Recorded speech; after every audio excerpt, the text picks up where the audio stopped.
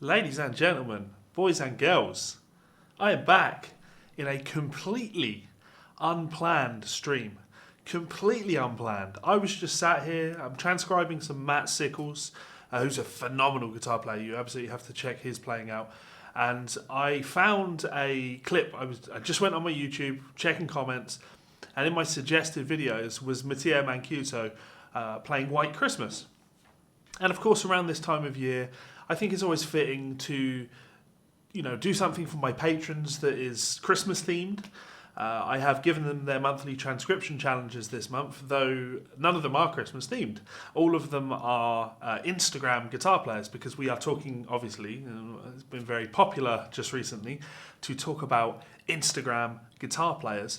So I thought, I'd introduce those guys to some people that I see on Instagram that I think are great players.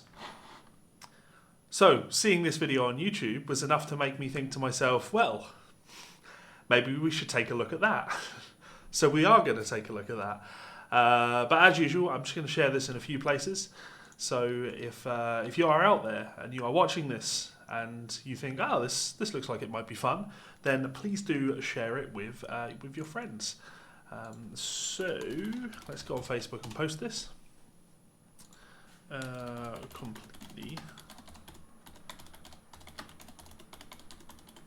Completely spontaneous live stream. Because that's the beauty of being set up in this studio. It's 1 o'clock in the morning here in Scotland, but I can go live whenever I want. I can turn up the volume on my beautiful Rev amp if I want to. All of that, none of that is a problem. I can just do this stuff, and that's absolutely killer. I really enjoy that. Though Facebook is fucking me and won't share the images for my link when I share it. So that's handy.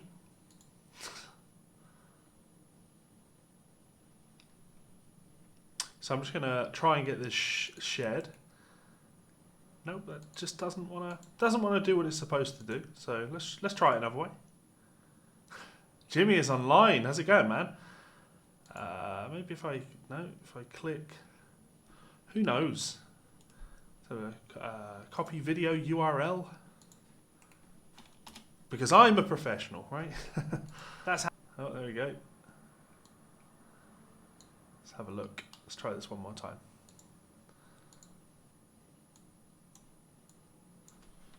Huh. Wow, it really just doesn't want to share the image. That's don't really know what to say to that. Thanks, Facebook, for being incredibly unpredictable. I'll just post it without any image. That will draw people in. Completely spontaneous live stream. Cool. I can just go up like that. I am beyond caring. This isn't about getting an audience, right? This is just about having fun. So, Wales. John Fisher is on from Wales. How's it going, man? It's 1 o'clock in the morning there. What are you doing up? I want to be Guitar God. Hello. Hello, Craig in New Zealand. And Adam is online. How's it going, man? How am I liking the studio? It looks awesome. Dude, I absolutely fucking love it. Facebook is trash. I will give you that. I absolutely love it. I'll prove it. Check this, look.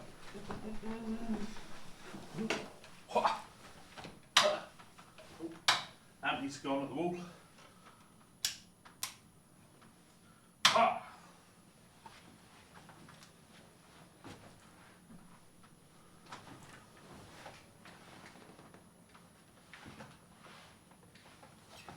Ha!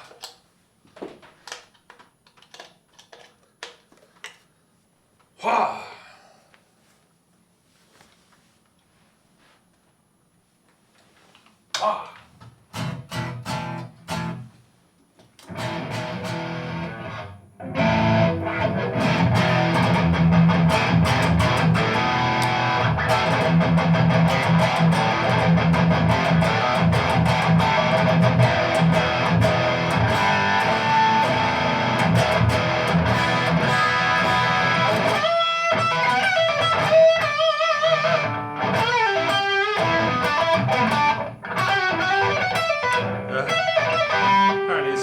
apparently it's not a good time for me to bake.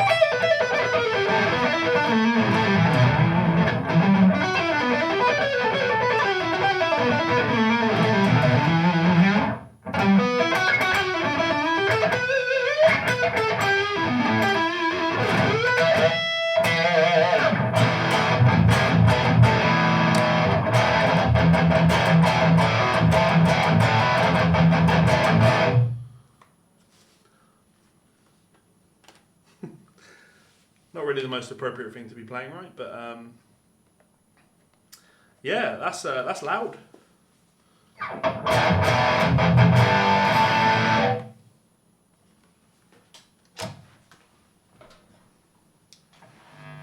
Yep.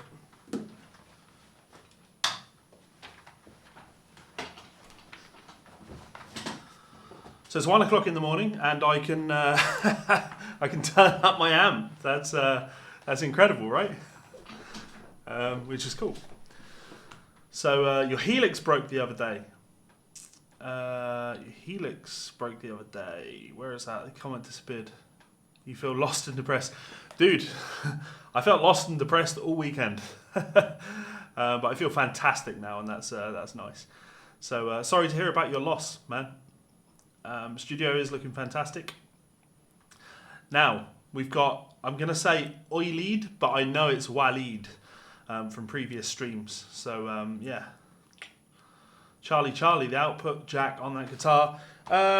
It's my least favourite feature of the guitar, where the output jack is on that, especially if you use a right angle jack. But you know, it's perfectly acceptable. It does the job. Canadian made, yeah, the Rev stuff is awesome. I'm not sure. I don't know a Sam Jacobs. I just deal direct with Derek, who's the owner. So and thank you very much, Silver Pair of Ducks, for the super chat. I appreciate that. 6 a.m. in India. You woke up to this. Well done. Hey Levi, I'm in my shed. No, I'm not in my shed. This is. Let's try this. I've not done, I'll be doing a video of this at some point, but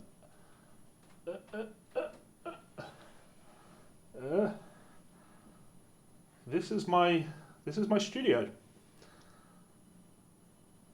The drum kit over there. We're not finished. I still got to put my sound panels up and the like, but yeah, this is my new, freshly completed studio that I've been working on for the last few months. And I am super happy to finally fucking be in it.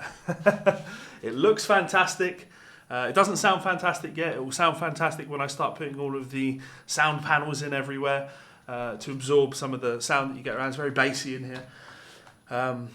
Yes, I'm set up. I've got an air conditioning unit over there so I can get some nice air. And yeah, very, very happy. Couldn't be more happy. Could not be more fucking happy.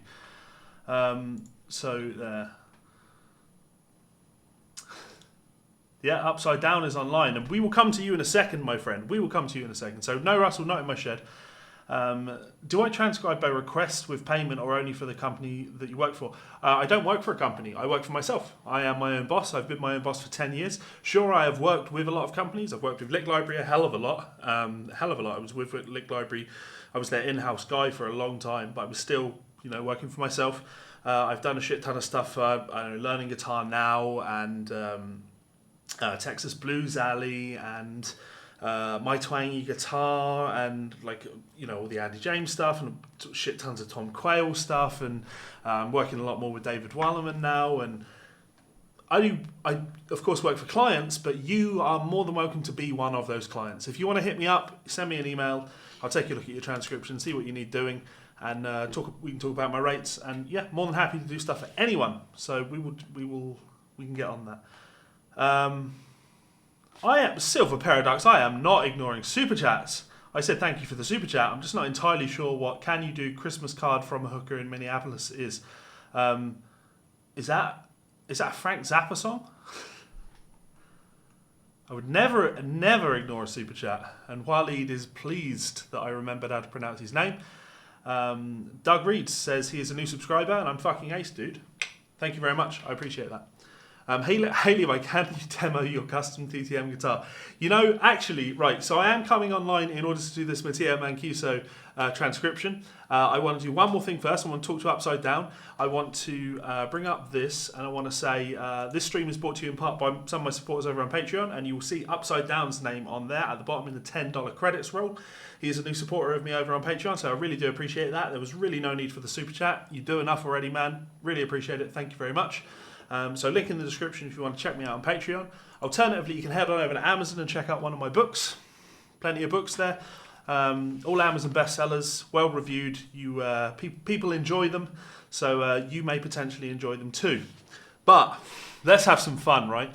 So I've got another method of income now. Something new that I'm playing with, and this is hot off the press for anyone that doesn't follow me on Facebook, right? So where is OBS? There we go. Right. So I was recently introduced to allthatshreds.net, which is Lance Benedict of TTM's new website, put together with the sole purpose of slandering myself, slandering me, Levi Clay, slandering me. If you click on more, there's a page that says Levi Clay is a fraud. Look at this, Levi Clay, the extortionist. The extortionist, can you believe it? So Andrew Catania works with Levi Clay, a fraud and a coward, hiding his identity. Sorry, is my identity hidden? You don't know who I am. Hiding his identity and making false and defamatory remarks against TTM guitars. Do you know what it is to put someone's name and then put the word extortionist next to it when you've presented zero evidence of that? That is the fucking textbook definition of defamatory against TTM guitars. If these guys weren't cowards, they would go face to face with TTM. I mean, there's literally an hour and a half interview with you, Lance, on my YouTube channel, you fucking bellend. And they won't, because they are weak and cowardly peasants. So, in the spirit of that, because I could be annoyed by that, and I could think to myself, well, you know what I'm going to do? I'm going to sue you, Lance. Why would you sue someone that has no fucking money? Why sue somebody who is currently being sued by about 12 other people? There's just no need for that. That is unnecessary to do that. So, I decided to do something else entirely. Seeing as Lance took my picture and called me an extortionist, I decided to bring this out. This is the top tier merch, the TTM if you like. And the description I've gone with it is, my mother always told me, son, when you're in demand, TTM, take their money. Now you can proudly proclaim that TTM, this tea's mine. And it will certainly be more profitable than suing a washed up con man. TTM, truly, thanks, mate. So if you want to pick yourself up a Levi Clay extortionist t-shirt, thanks, Lance. Fantastic idea. Really appreciate it. Genuinely, absolutely fucking hilarious. I'm not annoyed by your website. I really enjoyed it. And yeah, we've already sold some of these t-shirts. So yeah, that's already more than I was going to get out of you in court for calling me an extortionist. So that was fun. That was a lot of fun. Anyway, let's read some comments. Let's read some more comments. Do I like Holdsworth? Holdsworth is a fascinating player, really fascinating player. I think he has such a unique voice on the instrument, and I love listening to Holdsworth when he plays on other people's music. So like the Heavy Machinery album is a fantastic example of that. I also really loved him on the Planet X Quantum album. I'm less drawn to his music, and the reason for that is, the way I would describe it is, Alan Holdsworth has such a unique voice that when he plays, he has this weird approach to harmony and his interpretation of how you play melody and stuff like that, which is awesome. But when he does it on his own music, it doesn't really sound outside anymore. It sounds like he's playing inside lines over weird outside harmonies, which, yeah. Now, I'm not saying that I don't enjoy Alan's music. In fact, in particular, the 16 Men of Tain album, I love that album. It really kind of grew on me as I was at university and studying. So I do enjoy that. But generally speaking, I wouldn't necessarily call myself a big Holdsworth fan. He's one of those people that I've had to transcribe a fair amount of over the years, and I prefer not to if possible, because his stuff is outrageous. So Will says, dude, Sam Jacobs is awesome. We used to shred as kids before he moved to another province. Sam Jacobs. Sorry, have I talked about Sam Jacobs? Who is Sam Jacobs? Has Sam Jacobs commented? Have I said something about Sam Jacobs? Don't know what to say. Let's have a look. Levi, have you heard the new GNR leaks? Dude, no, I haven't. Absolutely haven't. And I need to hit up my guy. I need to hit up, I was going to say he's a leaker, but he's obviously not a leaker. But yeah, I tell you what I have seen. I sat down and I watched the entire Guns N' Roses, the House of Blues show, the one that was made for a DVD and then was never released, that was sent to me. Fantastic. Fan-fucking-tastic. I think it's 2001, and I think the highlight of it for me was they played Riyadh and the Bedouins, which is just one of the killer tracks off of Chinese Democracy, and it's so early in the life of that album, like 14 years before it came out or something like that. Not as long as that one. No, the album came out in 2008, 2009. Nowhere near as long as that, but to see that live, Axl was killing it. It was great. I really enjoyed that. So just try it yourself. No thumbnail preview. Facebook is being a wanker. Yeah, love it when Facebook does that. 99% of guitarists like Holdsworth. I don't know if I feel that way. You know what? The other thing that really puts me off about Holdsworth is not necessarily Alan Holdsworth himself. It's fucking Alan Holdsworth fans. Jesus Christ. Oh, they're annoying. Yeah. Rocking the Champa shirt. Still rocking the Champa shirt. Apparently I don't fucking change my t-shirt. Yeah. AC, that's Uptown. Yeah. Sam Jacobs from After Image. I apologise. I can't say that. What place does Hydra take out of all of your guitars? So where is my Hydra? I was in front of the Rev. I absolutely love my Hydra. Let me grab that. There's obviously a lot of people on my channel currently checking me out, and they're probably unfamiliar with a lot of my guitar collection, and I should probably do a video for you. I currently actually don't have all of my guitars here because I moved house and I was building this studio, so they've been at my father-in-law's house. So I need to get those back. I have 5 Mayonnaise guitars, and the Hydra was this the last one I bought? It might have been the last one I bought. Just absolutely outrageously good guitar. I often say to people that this looks like a super modern guitar, but it's not really. I don't think of it as being a modern guitar. It plays like an old like a classic guitar. It feels like an SG with some modern tweaks like this cutout here, which is super cool because you can run your cable through there, which is really nice. And obviously the headless design. I really do like this guitar. I have some really, really nice Mayonnaise guitars. Mayonnaise makes some of my favourite guitars in the world. Why is there a Scotland sticker on here? What does it say? A St Andrew's Hospice sticker. Okay, fair enough. That can stay there. So yeah, absolutely love the Hydra. Love it. Thank you. Where are we? What's that? Matt Prog Fripf. Congrats on the new studio. Greetings from Uruguay. Thank you very much, sir. Tom Waits. Yep. Okay. Silver Paradox. Sure. Go share. Page is public. Cool. Fine. Don't forget the thumbs up. Everyone throw up thumbs up. What's going on here? So many comments. I do have the thing with my beard is it's at that length now where if I do this,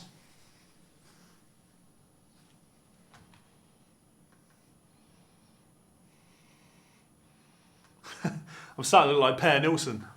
Apart from I've obviously got hair on the top, but it's the longest it's ever been.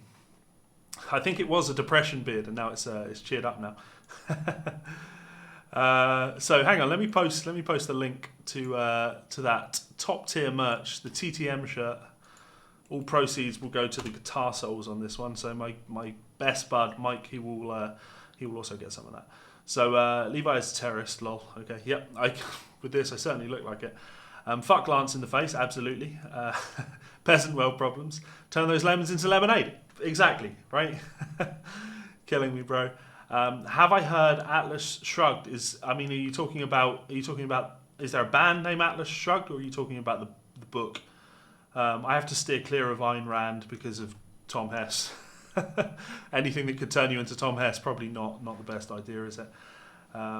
You'll be sporting one of those mother effers upside down. Awesome. We are actually working on a bunch of new merchandise. And that one, someone just mentioned in a comment, they said, dude, you should put out the Levi Clay Extortionist t-shirt. And I'm sure they said it as a joke, but I thought it was so funny that I was just like, you know what? Not only will that really annoy Lance, but it will be incredibly easy for me to just put up now. So, yeah, I absolutely had to throw that one up. It's hilarious. And for anyone that has just tuned in, I'll just bring it up again so you can see it. The TTM, the top tier merch. My mother always told me, son, when you're in demand, TTM, take their money. Now you can proudly proclaim that TTM, this tea's mine. And it will certainly be more profitable than suing a washed up con man. TTM, thanks, mate. So there it is, the Levi Clay extortionist. My life's just turned into this fucking outrageous.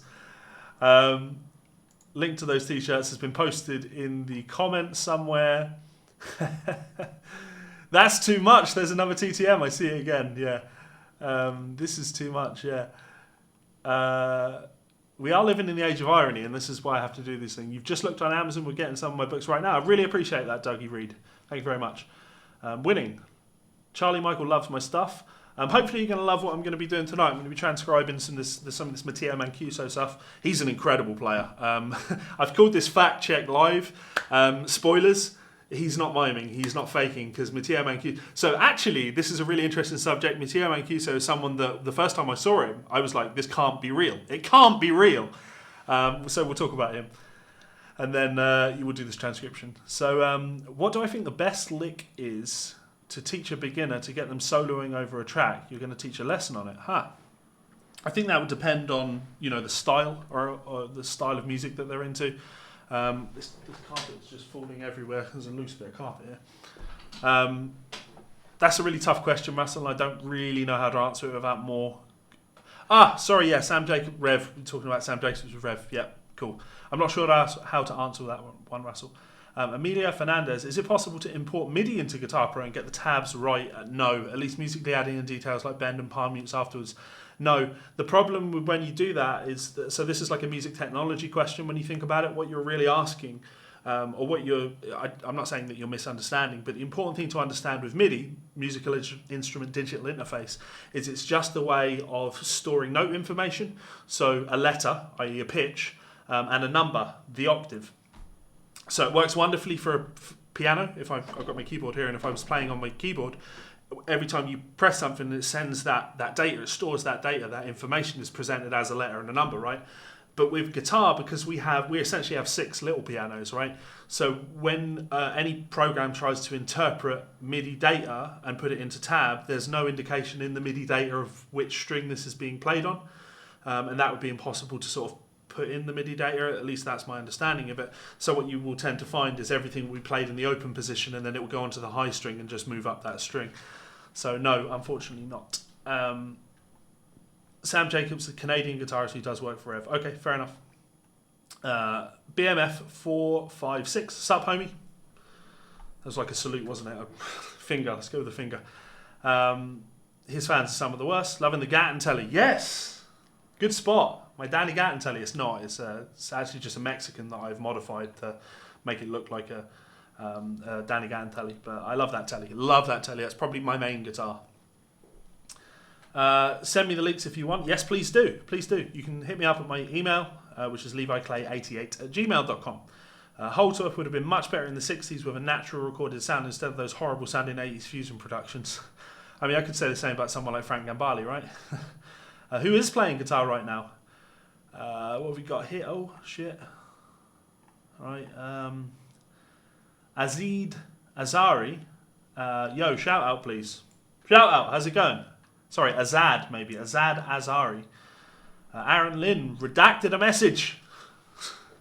What's the heat like in the new studio? Is it cold? No, it's good because I have an air conditioning unit. I can do this. And that'll open up. I'm listening. And then the fan kicks on outside and we pump air in and I can condition it to whatever temperature I want. So we can be as hot or as cold as we want in here. Do I have a Duvel? Yes, I do. I have one Duvel? I have one Duvel. I have a 7-string Duvel, which I've actually lent that to Darren Watson, who of Novatech. He's the electrician that did all of the electrics in here. He's borrowing that to try out 7-string stuff. I got the Duvel just before I did the Monuments album transcriptions because I wanted a 7-string to do them all on, and I thought, well, if you're going to get a 7-string, you might as well get a damn good one. The Vicious Head Society is tinkering away, not exactly practicing. I feel your pain, man.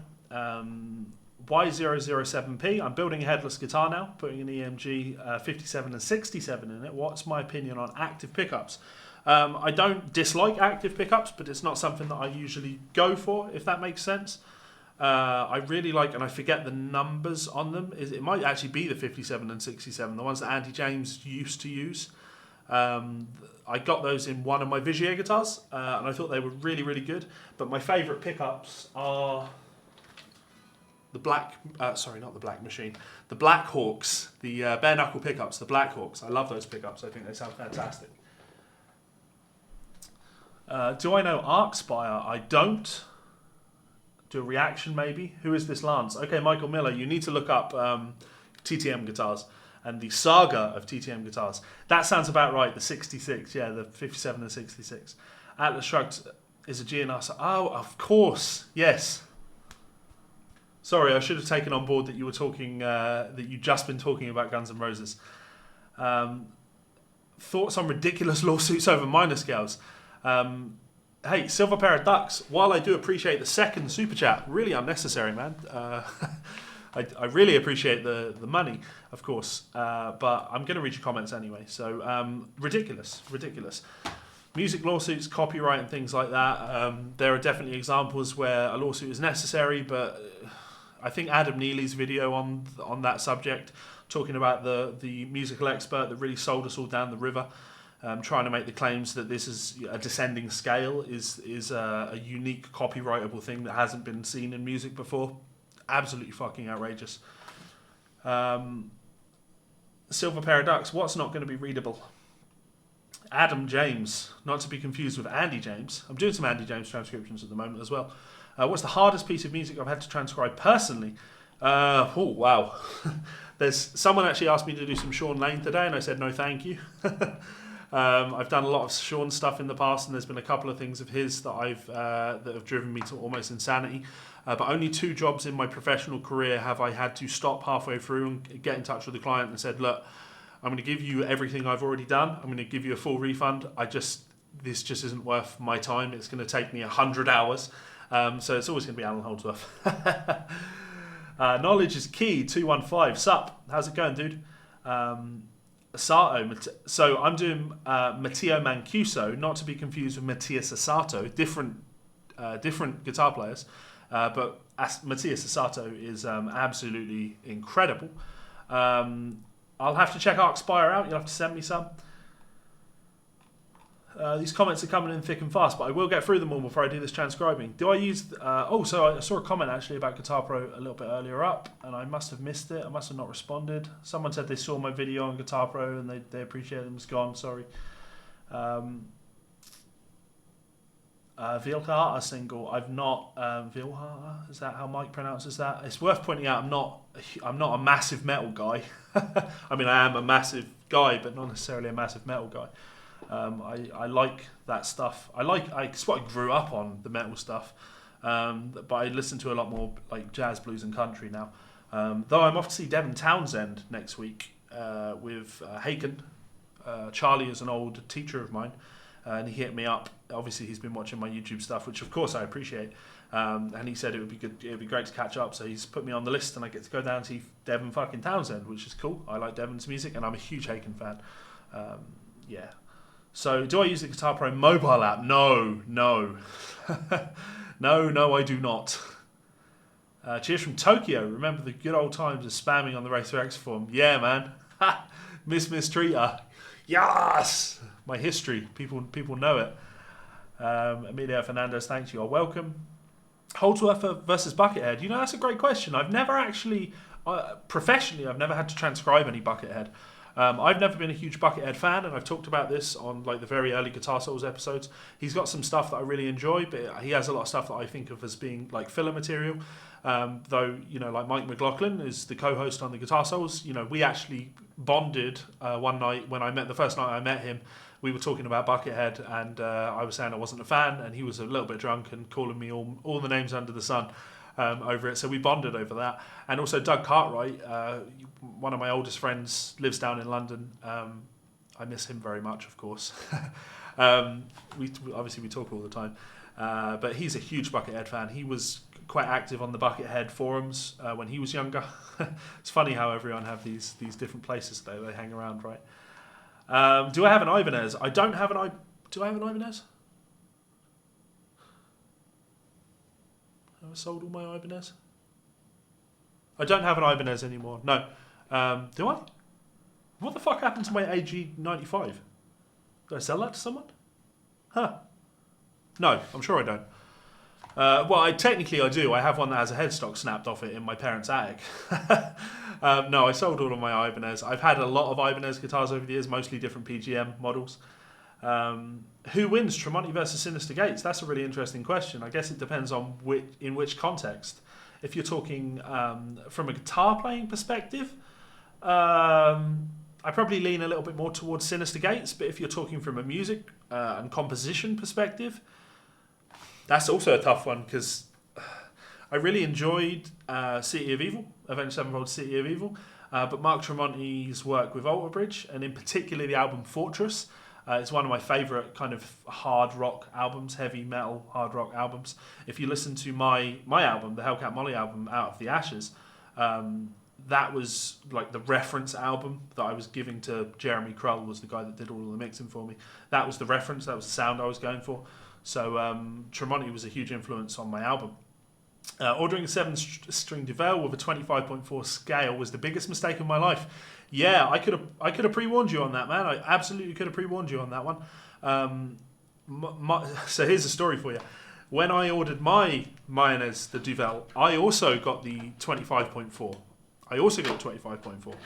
It wasn't advertised as that. I bought it second hand from a shop online, and it was advertised as a 27-inch baritone. That was why I wanted it, because I was doing a John Brown, Monuments album, and I was like, well, I've always wanted a baritone. It wouldn't be cool to get it now, and I can justify it, so let's do it. And it turned up, and my first thought was, hang on a minute, this isn't right.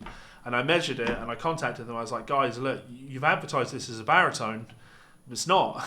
And they were like, oh, we're really, really sorry. And me being me, I tried to get a deal out of it. So I know, because obviously, I know the guys at Mayonnaise Guitars. I've ordered custom shop guitars from Mayonnaise, so I've got friends over there. And I asked them what the upcharge was for a baritone neck. And then I contacted the shop that I bought it from, and I said, look, if you want to refund me, I can't even remember what it was. I said, if you want to refund me £400 or something like that, I'll just keep it. And that was a big mistake. I should have just sent it back and held out and got a baritone one. But now, of course, I've got the Ormsby, my beautiful one of a kind Goliath, and this is multi-scale. I was going to say fan fret, but multi-scale. So this has that tension on the bottom string that I need because I dig in and I pick quite hard. Yeah, Matteo's a monster. TTM Guitars, got it. Yeah. The problem, Michael, with that video is that was the first part of the saga. I'll give you the Cliff Notes version of it. So when I first started seeing TTM around, I knew that what they were operating was a scam. I just knew it. I've been in the industry long enough. I fucking knew it was a scam. And it was baffling that other people didn't. But I understand that there are many people that are a little bit more inexperienced in the industry because they're maybe young, new. People like that are prone to be taken advantage of. So I made a video kind of, I'm going to say exposing, was just drawing attention to it. Lance Benedict, the owner, saw it and was furious about it. So he contacted me and said, well, why don't we do an interview and you can ask me all the questions that you want. So I did an interview with the guy. That's worth watching. And I really ripped into him. I didn't go easy on him at all. And I think he was surprised by that. I think he assumed that when you got face to face with me on Skype that I'd be a little bit more amicable. But I wasn't. I asked him all of the very hard questions and I watched him squirm. And then afterwards, I posted them both and he wanted both of them taken down. And he threatened to sue me. And I was like, dude, are you fucking kidding me? You don't get to contact me, ask me to do an interview with you, and then threaten to sue me when I do that interview and post it. Like, that's not how this fucking works. If anything, you owe me money for my time. He ended up not being happy with that. And long story short, years later, and a lot of heated slander on his part, if you like, to his customer base, it turned out that I was absolutely right. He was just importing cheap Chinese parts, selling them to people for £1,400, and they were essentially getting $200 guitars. And he's being sued by several people now. Honestly, you don't want to look at my coverage. You want to go to allthatshreds.com. This is the other thing I didn't point out with that website, allthatshreds.net. That was him actually registering allthatshreds.net to try and take some attention away from allthatshreds.com. That's the website owned by Andrew Catania, and on there is a lot of everything that you could need to know. All of the lawsuits, all the documents, everything, all of the proof is all there. Go check it out. Fascinating. Matthias versus Abassi. Who wins? Which Matthias? Matthias Asato or Tosin Abassi? Matthias Asato all fucking day long. All fucking day long. Let's have a look. Oh wow, comments thick and fast. Thick and fucking fast. And I love it. Love to see my reaction to the Arcs. Yeah. Tech metal's not really my thing, to be honest, Kyle. There are certain bands in that scene that I kind of dig, but it's not really my thing. Scott Gaylor, yeah. Sean was a beast, I'll give him that. I'm just going to go with Polska again. I remember you from Friday. Appreciate that. Lucas Mann versus Jason Richardson. Jason Richardson all day long. Will has ordered a t-shirt. I really appreciate that, man. Thank you very much. Fuck you, Lance. I go with that. Nick is online. Hello, Nick. Guthrie seemed to think Sean Lane was the toughest to transcribe. He really was. He was outrageous. Have you been in a band? I've not been in a band with Mike. It's something we've talked about many times. We talked about doing another Hellcat Molly album, which is my project, but it hasn't happened. He's very busy with work and with Party Cannon, his band. He obviously is in the brutal death metal band Party Cannon, so he's constantly touring around. He's very busy, and I'm busy with my own stuff. So who knows? You know, we live across the road from each other, so you'd think that maybe it will happen. But we'll see. Mike is an incredible singer, actually, so I kind of want to do something with him where he sings. Do I have a catalogue? Are you talking about my own music? You can check my music out on Bandcamp. If you go to there's a link in the description, I think.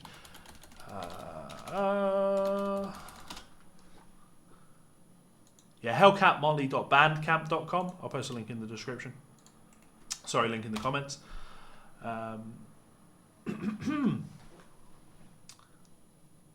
Sean Lane was the man in many ways. Devin Townsend coming through here in March. Yeah, check him out, Michael. It'll be a fantastic gig. Buckethead was directly influenced by Sean Lane. That is true. And yeah, I talked about Buckethead. There's definitely things that Sean has done that I really enjoyed, but overall I wouldn't say Sean was a huge influence on me, though there's definitely licks of his that I had worked on that are still in my playing today, but I definitely wouldn't say he's one of my bigger influences. That Buckethead solo on there was okay, so let me rephrase that. The Buckethead solo on There Was a Time is one of the best GNR solos ever. I think a lot of Bumblefoot solos are absolutely killer. I hate trying to pronounce your name. Duvidas. You watched my video on TTM recently. He was in contact with them not too long ago and it sounded really fishy. Yeah, man. Honestly, we should talk. I can tell you some fucking hilarious stories. You've got enough of a channel that you talking about it would be absolutely hilarious. I say it's hilarious. Like, all I ever wanted to do with TTM was to stop people getting scammed. I wanted to stop people losing money. I wanted to stop people being taken advantage of. And there were a lot of guys that gave me a lot of shit. There were a lot of guys that treated me like I was some sort of enemy. And years on now, we're closer now because I'm a forgiving guy. You can talk shit about me all you want, but like ultimately, you will eventually come to realise that all I ever did was what I thought was best. I was just trying to, make the world a better place. I honestly do feel that way. So there's no ill will that I harbour to any of these people. And Jason McCulloch is a great example. Like, there was a lot of public beef between the two of us when he was part of the TTM thing, and I was trying to get him to see sense. And now, he gave Lance almost $10,000 for initially a franchise agreement, which turned out to be illegal. Lance didn't have anything in place registered to sell franchises in his state. That was the reason he ultimately dissolved his LLC, because he started getting a lot of government pressure over that when he got a government investigation, federal investigation over that. Then he changed the franchise thing to dealerships. It was a dealership. He was selling dealerships. Like, again, that's not a thing, is it? And for some reason, Jason handed over a lot of money, man. And 9 months on, Jason never got a single guitar, nothing, absolutely nothing. And all he got was a lot of lies. When he would see these articles from Andrew saying that, you know, Lance was dissolving TTM LLC.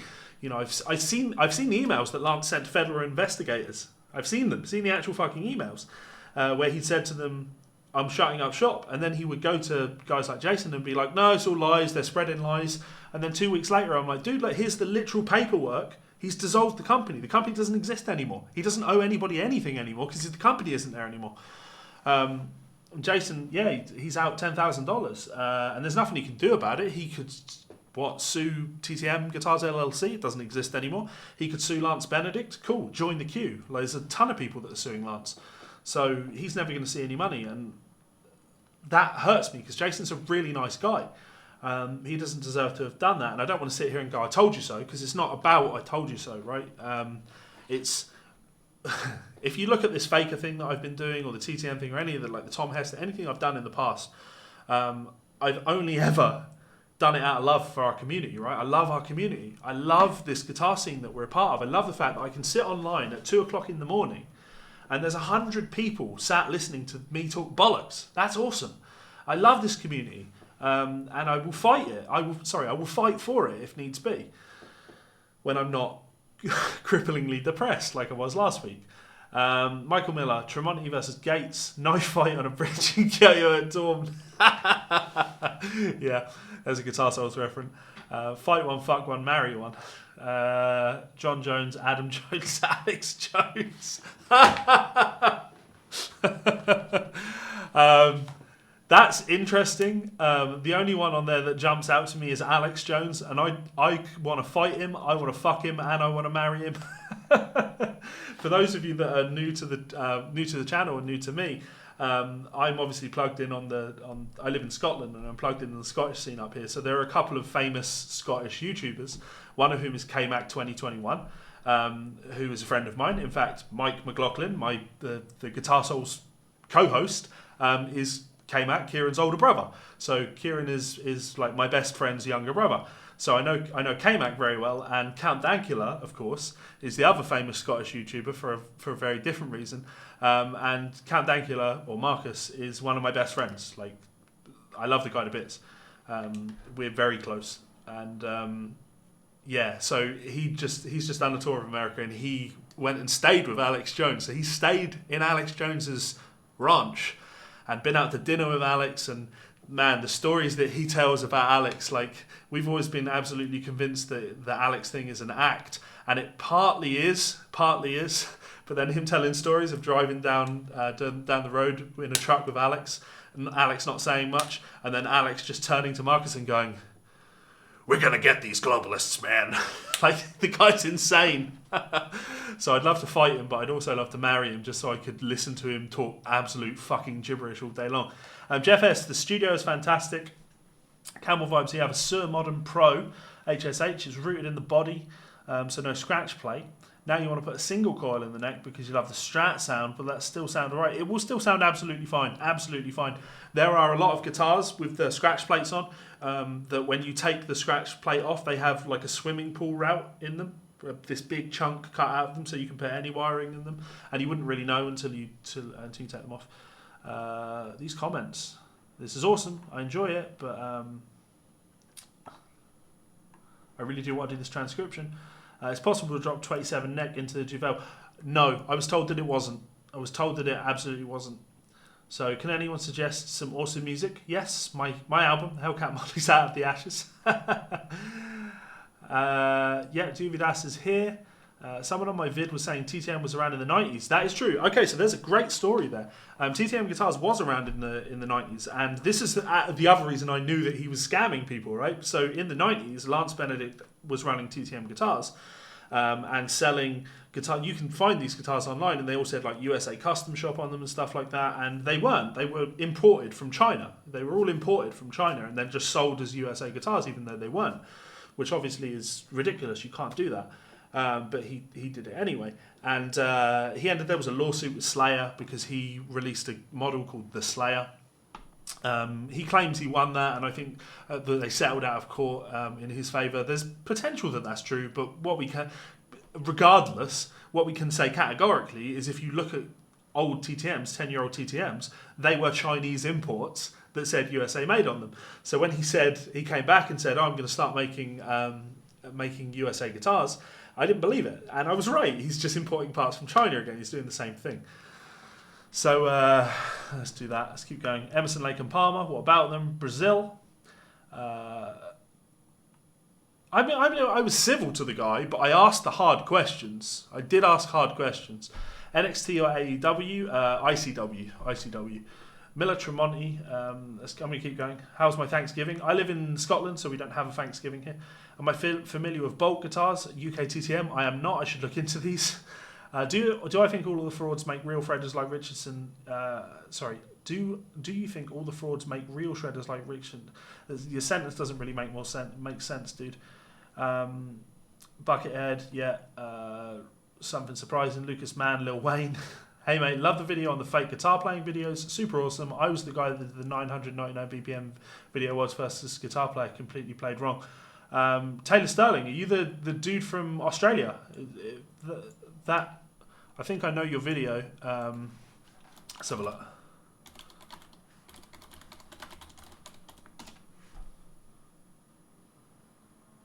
Are you from Australia? I've certainly seen your video. I know the video.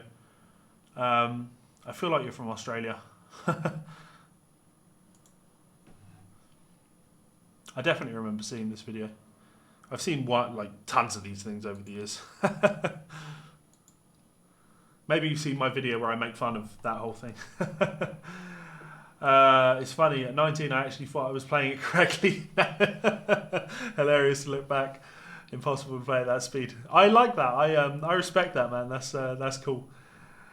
Sean Stuff, much better than these records. Do I have a transcription catalogue? Oh, sorry. Okay. No, I don't, because I don't sell my transcriptions individually. I transcribe for a bunch of people all week. If you want to buy my transcriptions that I've done, that's not an option, because legally I can't do that. I don't own the transcriptions. As soon as I do them, the person that composed them owns them, so I can't just sell them like that. It doesn't work like that, unfortunately. But if you want to contact me about something, if I've done it, I can usually work out a deal with you. Congratulations on having the studio almost finished. Yeah, appreciate that. Yeah, okay. I appreciate that, Taylor. That's awesome, man. That's really cool of you. Levi Clay versus Rob Chapman. Bare knuckle. That is a fight I would take. Because Rob was the first guy that threatened to sue me. You're about to pull the trigger on a Kiesel. Is there something that you're missing? I'm not a fan of them. I'm not a fan of Jeff Kiesel's general attitude to things and the way he treats his customers. But I know guys that have Kiesels that they love, and I've played some Kiesels that are great. So it's yeah. Dankula's such a great guy. He is. Alex Jones, yeah. This tea's mine, yep. New studio's looking good, thank you very much. Comment on the podcast earlier, but figured that this is easier. I know. Hey, okay, so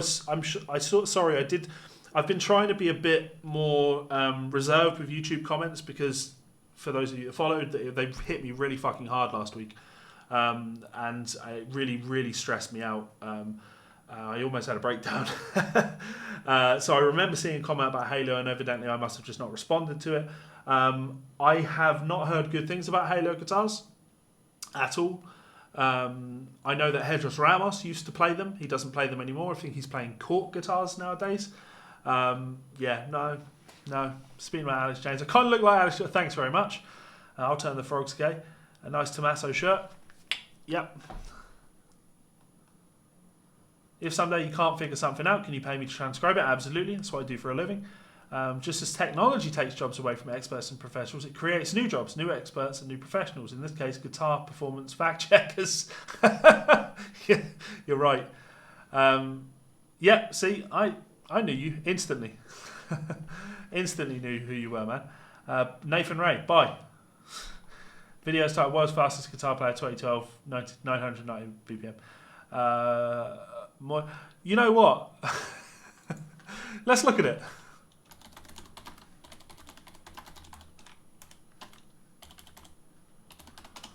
I bought it up. We might as well watch it, right?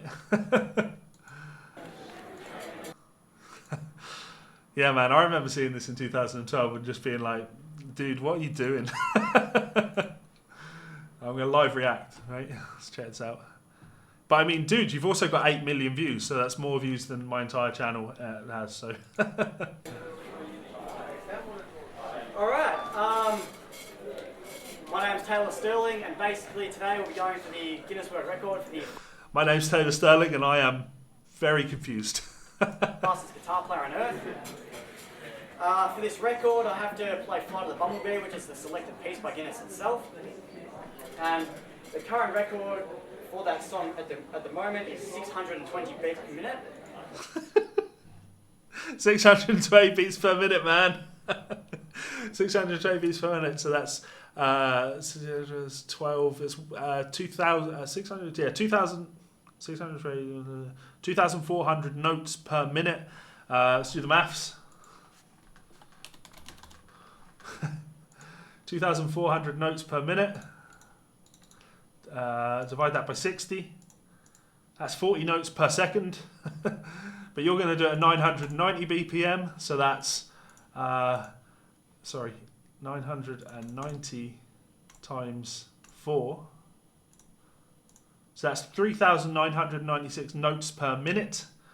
Obviously, we divide that by 60, which will give us our notes per second. That's 66.6 notes per second. See, I see what you're doing here, Taylor. Taylor. I see what you're doing here, Taylor. You're playing 66.6 notes per second. You're trolling everyone by being satanic. Fine.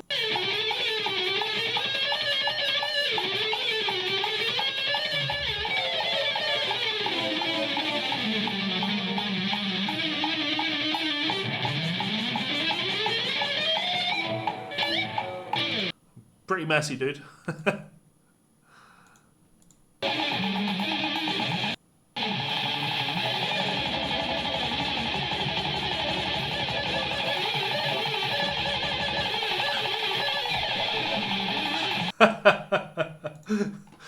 Oh, I love it. And that was only 700. Your hand, it doesn't go any faster. Let's keep going.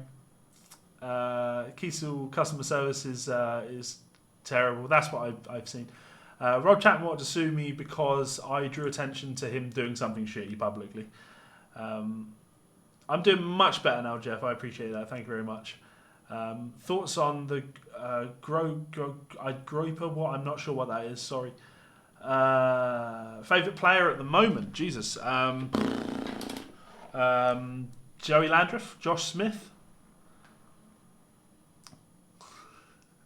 It is cringe, but again, you own it. Like it would be. Well, I was going to say it'd be easy to try and delete it and pretend it never happened, but obviously it's known. And the fact that you own it is awesome. So Tony, yeah, I remember that. Everyone remembers that. See, you're famous. You're more famous than I ever will be, Taylor. And we're both probably famous for all the wrong reasons. I know.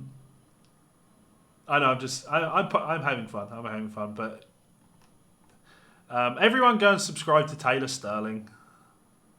He's sitting at 12.3 thousand subscribers. And he has picked up a bunch of subscribers. Oh no, that was my channel, sorry. Spark. I see under your channel tags though, dude, you still do have world's fastest guitar player, Taylor Sterling, at 999 BPM. So, yeah, anyway, right, so I finally got to the end of these comments. So, let's, Matteo Mancuso, let's actually get on with it. So, I'll keep reading comments and I'll keep responding to people as and when. How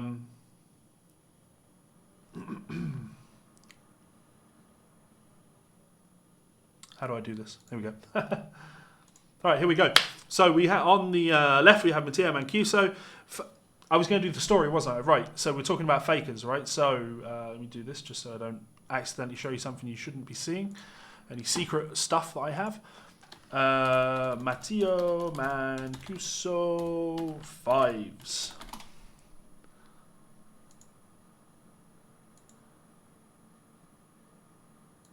right.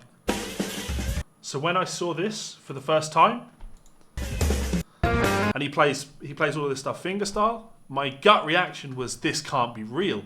This can't be real.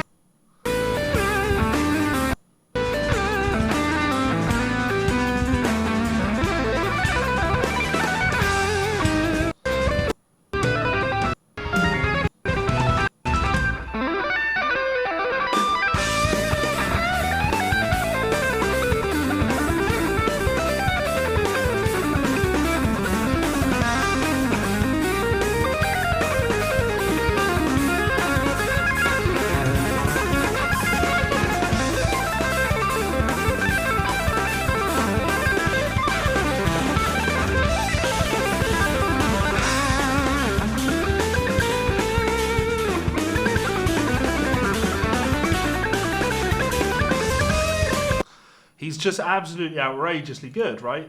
But of course, like, I work as a transcriber, so I deal with video and audio all day long as a living. So I spot fakers. Like, it's so obvious when something isn't legit, or at least when something's mimed, right?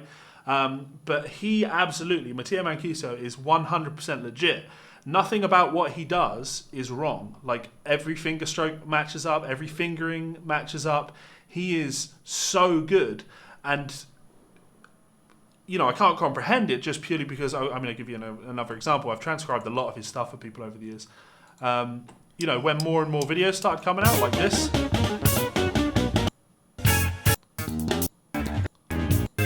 Where's the solo? Oh, it's here, okay.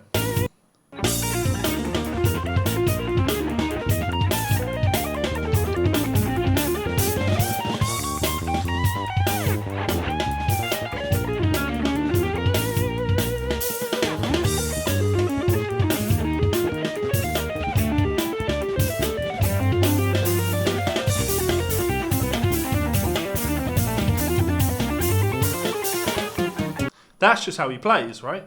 And, you know, I say it's outrageous, but then you think of guys like Paco de Lucia, like, it's just, that's part of that flamenco tradition. Like, guys play like that, right? So, just, he's, as people say, he's absolutely fucking baller. He's such a great player. So very cool lines. I love everything about the way he phrases. And as I say, I've transcribed the hell of a lot of his stuff for guys over the years because they see his videos and they say, man, that was really fucking cool. Levi, can you transcribe this for me? And I do that. So he is an awesome player. And just someone that, compared to guys like Manuel Gardner Fernandez, when I see him, I'm immediately like, well, this is fucked up. Like, this isn't legit. Well, what I'm hearing is not what I'm seeing. These two things don't add up. Matteo absolutely isn't a faker, and that's really the point of this video, is to demonstrate that obviously he's not a faker. Right, so let's take a look at it. So this is White Christmas, right? White Christmas, yeah. So for those that are unfamiliar with how I work, I have Transcribe going on. This is the software, Transcribe. It allows you to play video, and I'm using Guitar Pro 7 on the right. So let's take a listen to it. I'm going to mark the file out, and we'll talk about transcribing and all of the stuff that I do. And of course, if you have questions about any of this, you want to ask anything, you just let me know. I'll be here. So now what?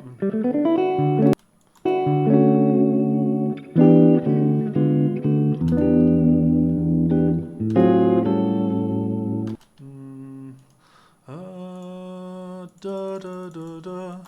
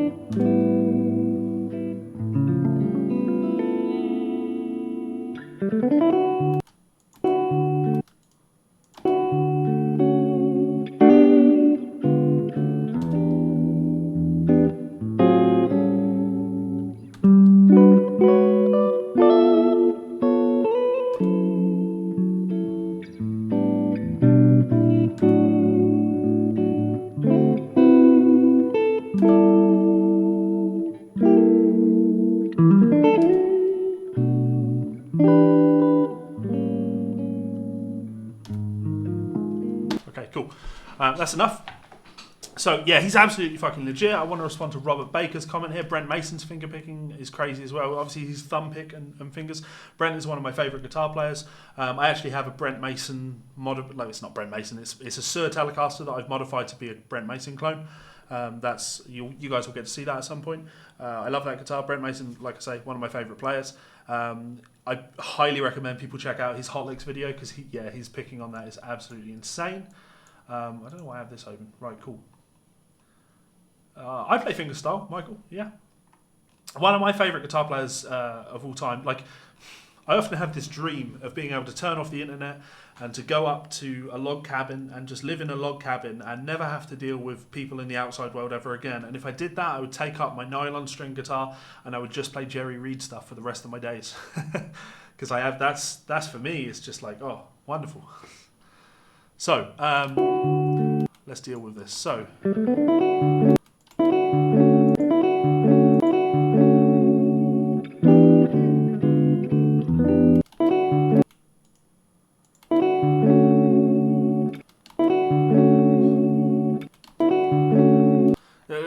There's going to be a lot of interpretation to this because floating with the beat just a little bit.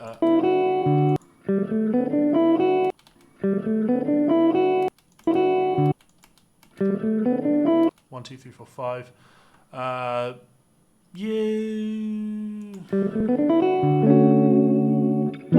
going to make this readable, so I'm going to do eighth notes for this. Now, I'm not using my guitar, obviously, so I will slow this down. We'll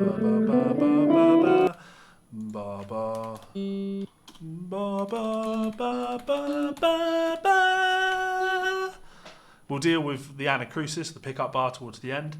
Jerry Reed is so unbelievably underrated. Jerry is just outrageously talented. And the problem with my dream of going to live in a log cabin and just play like Jerry Reed for the rest of my life is... there are so many other things about music that I love that I'd also just go to a log cabin and take a Martin and just play bluegrass for the rest of my life. Or I'd go to a log cabin and I would take my Cigano gypsy jazz guitar and I would just practice to be more like Jimmy Rosenberg for the rest of my life. Like, I'm so passionate about many different styles of music. I would go to a log cabin just with my resonator guitar and just learn to play like Tampa Red for the rest of my life. I'm so passionate about so many different types of music. It can be frustrating.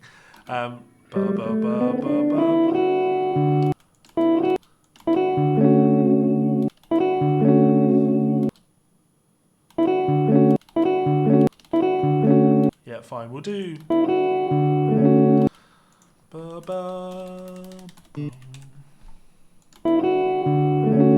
Major 7. I'm going to put the chords in as I do this. So D major 7. D major 7. We've got a super chat that's coming. Have I heard Bruce Coburn's... Why do I know that name? I know that name really well and I can't think why. I can't say it confidently, you were telling somebody the other day that you're planning on going to Wyoming and they mentioned that it's the lowest populated state. And you said good. So a log cabin and an acoustic collection. Well, I mean, I say that, but because I'd become a hermit and I'd sit and play like Joe Pass all day because Joe Pass is another one of my favourite guitar players. So there really is no pleasing me. I would take my Howard Roberts Fusion because I have a beautiful Gibson Howard Roberts Fusion, and I would learn to play like Pat Martino all day. I'd just spend all day learning Pat Martino style. It's actually depressing when you think about it because there's not enough time in the world to learn to play like all of the people that you love, especially when your loves are so eclectic as mine are. So just joined us Levi saying that dude, no, Michael Osterman, let me be clear. Fact check. I'm doing this to ridicule the other people that I have featured in Fact Check, right? Matteo Mancuso, he is not a faker. There is nothing fake about this guy. He is legitimately, mind-bogglingly talented. Mind-bogglingly talented. No need to polish my videos by 2%, you fucking fanny. There's no need for it. He's the fucking real deal. He is a fantastic guitar player. To be fair, Manuel Gardner Fernandez is a fantastic guitar player too, but the ego that comes into feeling the need to polish your stuff to make it better than it actually is, when actually I think the reality is you're damn good. You're good enough. You don't need to add that confusion on top of it. Have I heard the Tampa Red tune, Things About Coming My Way Part 2, called instrumental version of Mississippi Shake Sitting on Top of the World? I may have done. Right, anyway, keep going.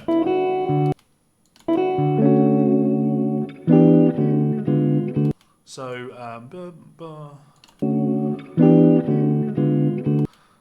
so we've got an E minor 7. Is it E?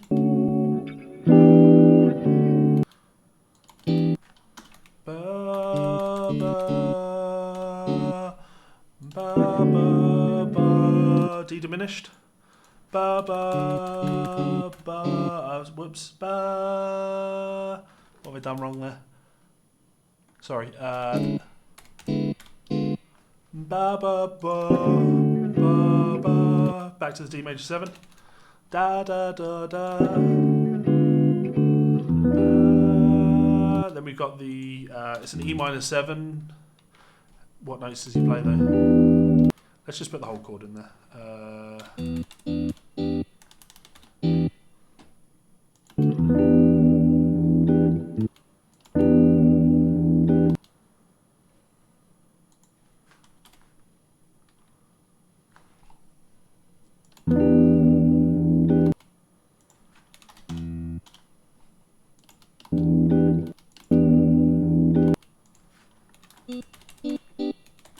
And there's like an 16th note shuffle to that. Boom, ba.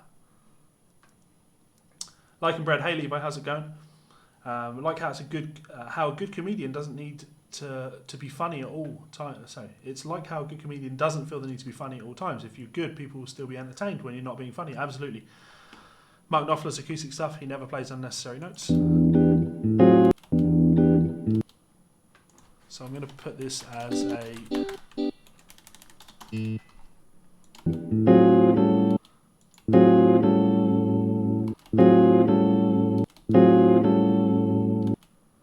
We've got, it's like an A13. Oh no, it's not what he's playing. Here's an A13, just got the root on top, A flat 13 moving into the A13. Ba ba ba da da da da da da.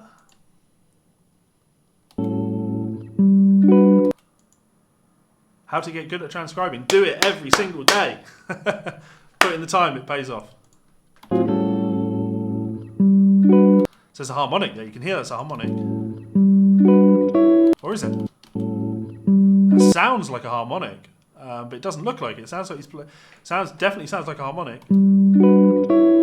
That's beautiful. Sixths. Okay, it's not.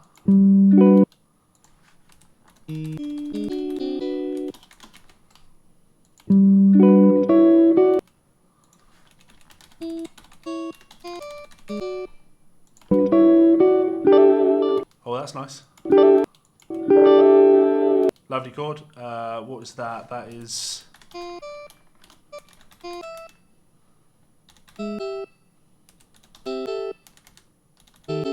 Is he putting the? It's like a. It's an A7. Is he playing the low C sharp? Not C sharp. C sharp. Yeah, C sharp. Oh, it's a D in the bottom.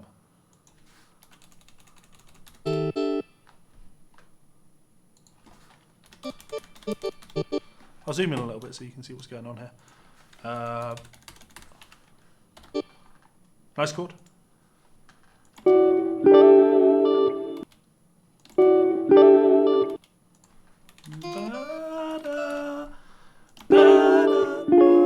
Oh, very nice. So major 7 sharp 5. Now when I hear a chord like that, I can hear the top note and the bottom note.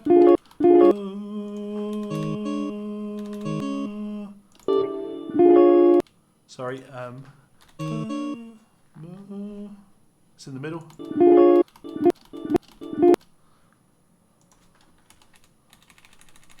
Fill it in like that.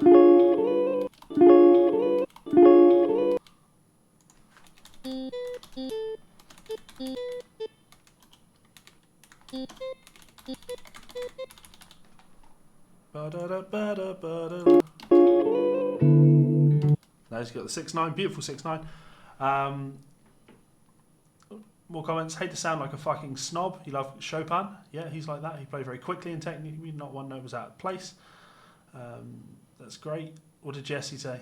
You once told in regard to guitar and music, you can do no wrong, just things that aren't yet right. I like that.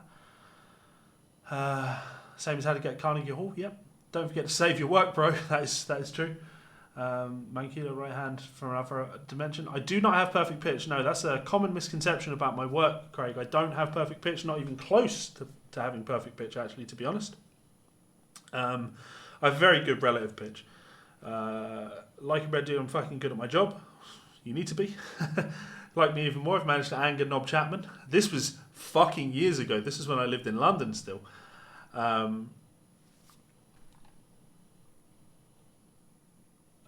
What did you ask?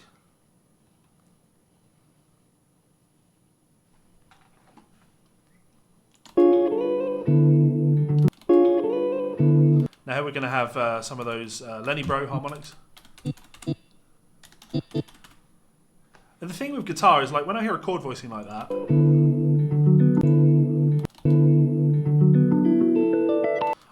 I've played that so many times that you just know, right? In the same way that if you hear an open, it's what you're exposed to. It's the chords that you hear on a daily basis, right? So if you've heard a D major chord 100,000 times, when somebody plays a D major chord, you're gonna know, you're gonna hear it and go, you're gonna go, I know what that is. What comment have we got here? That chord is a G sus4. Yeah. So initially when I was looking at it, because sorry, for some reason I thought we were on an A. I was talking about making this note a C sharp. If that was a C sharp, you got an A7 chord. It's obviously not. Anyway, as I was saying, this chord, I've played it a million times, so when I hear it, I immediately know what he's playing.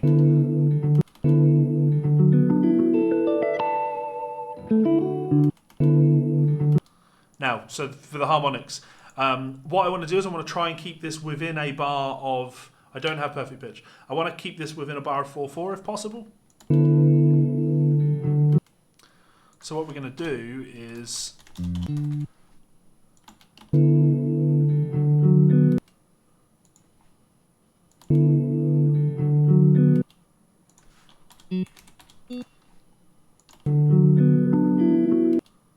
we'll go harmonic.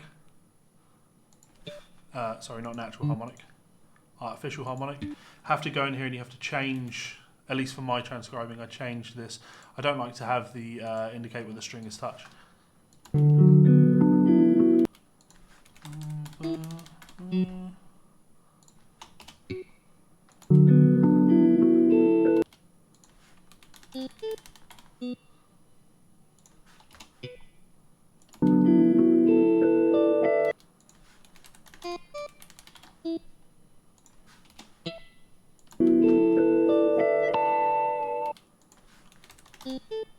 Harmonic.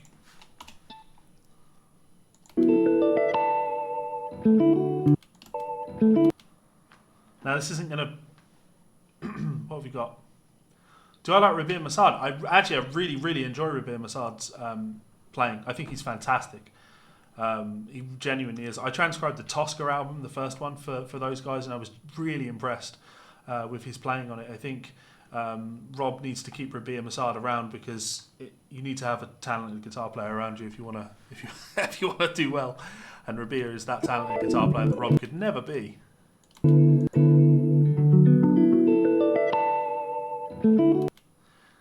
There's just no way I'm going to fit this in a bar of 4. It's just not going to look right. Let's have a look.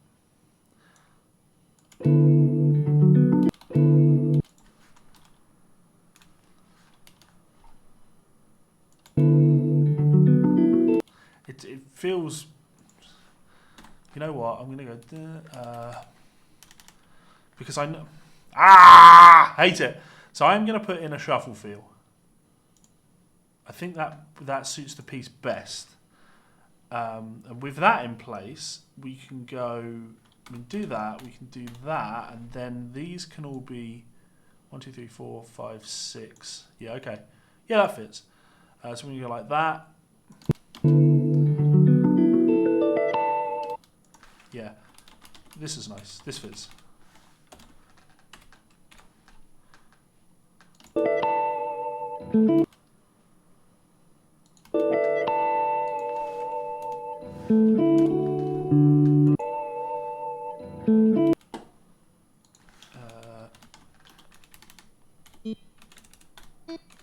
Okay, so we'll do it like that. I'm fine with that. So we're going to want to put a let ring on all of that. We are going to beam these like this. I'll put chords in. I meant to go in and put chords on this, didn't I? So E minor 7, that will come up automatically.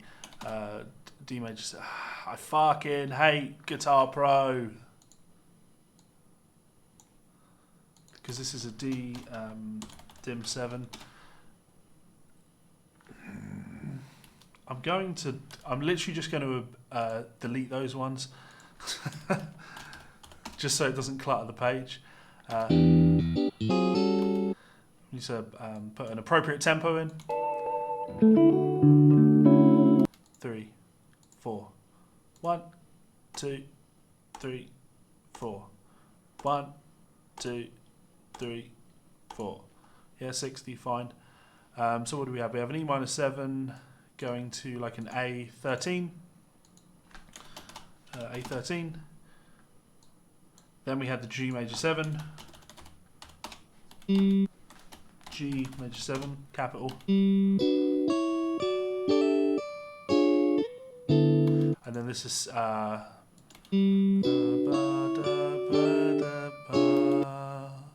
what is he thinking here in terms of harmony? What would I be thinking here in terms of harmony? It's a C sharp triad and D. We'll come back to it. C6 9. Just put a C6 9 in there. Sure, why not?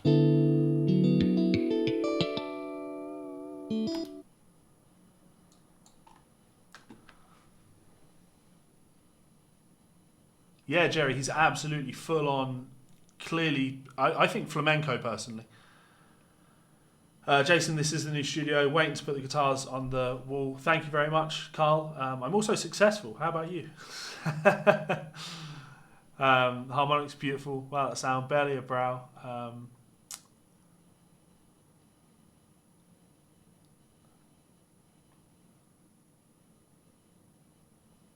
Okay, I'm going to keep going.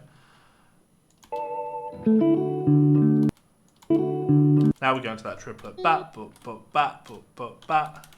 We'll zoom out a little bit so I can see.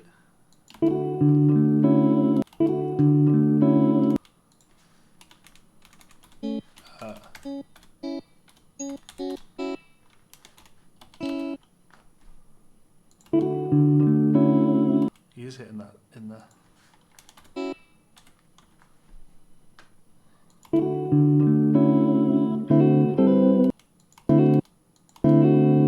D7.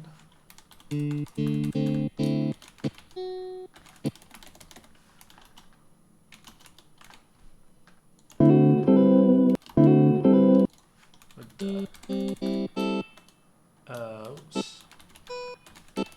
Lots of things you can interpret that as being like D7 sus or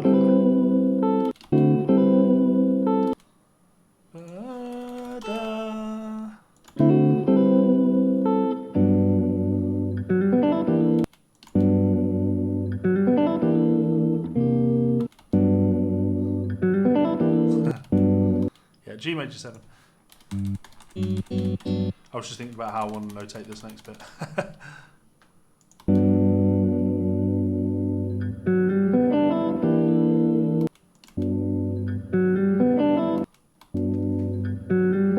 That's really nice. There's a really nice use of the open string in there. Cool as shit.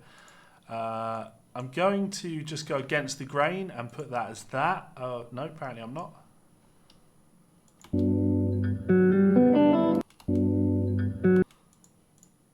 I do this, let's get a better idea of where we want. Because again, I just want this to fit in 4/4. I don't want to fuck around. Let's go with.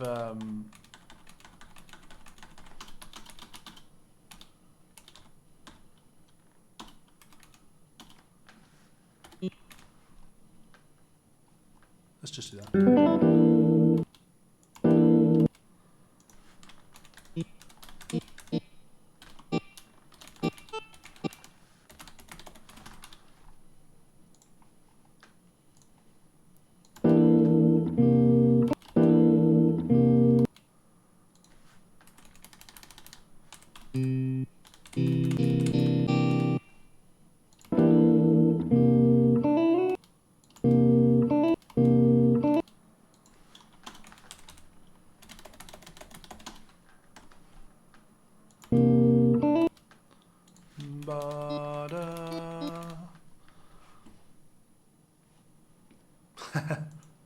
Yep, Andreas, thank you very much.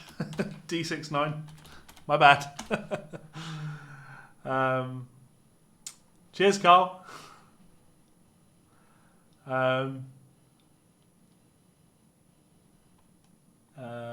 What do for chord names when the guitar is tuned half a step down? That's a great question. I think it depends on the context. It depends on what you're doing, what the end goal is. Whether you're analysing the overall harmony for the piece as a whole, or whether you're describing things for a guitar player to think about. Yeah, so you can absolutely do both. Both happen. You do see both happen.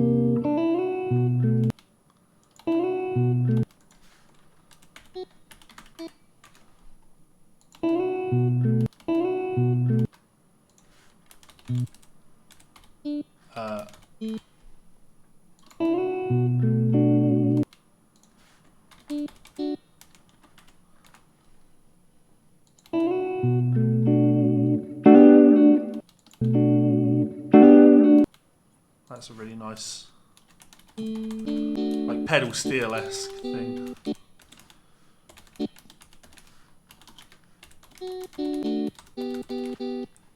Sorry.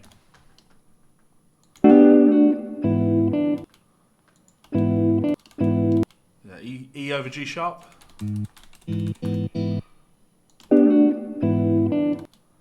Ba-ba. Alright, fine, I'll save it. Yeah, let's just put it in Dropbox. Transcriptions. What are we calling it? So yeah, Mancuso. White Christmas. Have to say, really admire this kind of work that I do and enjoy. Sure, it has hair ripping moments. It absolutely does. Yeah, plays so beautifully. He really does. How do you transcribe a slide guitar note that is located on the actual fret itself? It's literally on the. I mean, that's how slide works, isn't it, Alex? You're thinking wrong if you're thinking in terms of tab.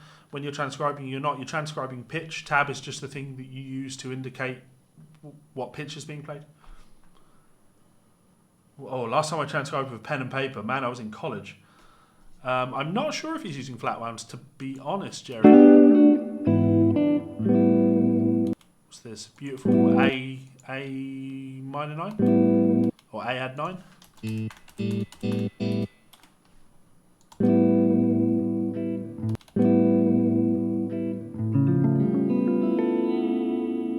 Put fermata on that.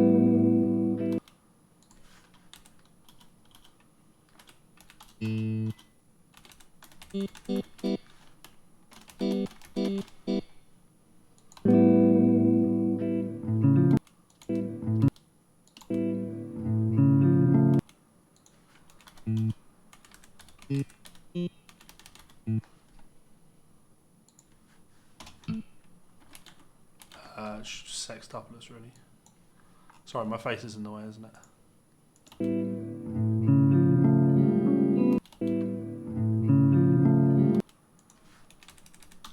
Open G.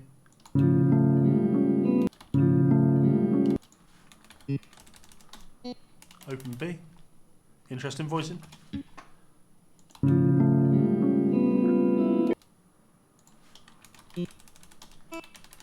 Same. This is like an A augmented triad with the open strings against it. An E minor over A augmented.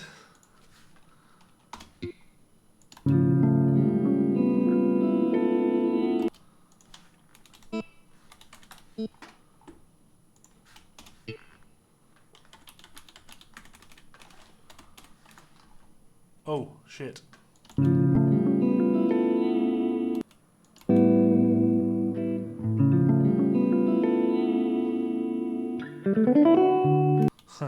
So we're going to have to, there's no way we can 4-4 this.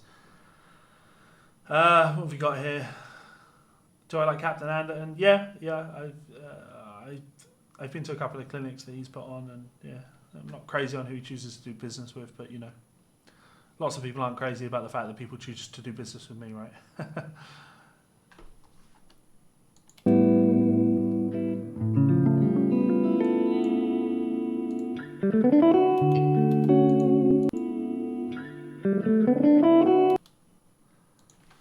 So let's make this a bar of, let's do 2.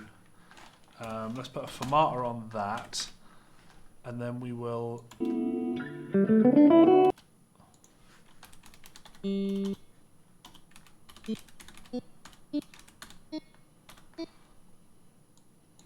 let's do it like that. And now with that in mind, I'm going to go back to the start of the transcription, and I'm going to put that as that. Again, I'll do an anacrusis at the end. Let's go back to 4 now.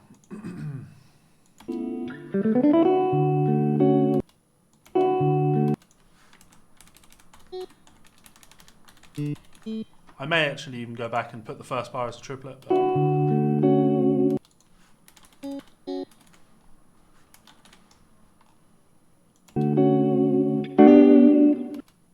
I can copy and paste. That's the same as that. Flip. I hate the grace notes being upside down. We've got that same diminished.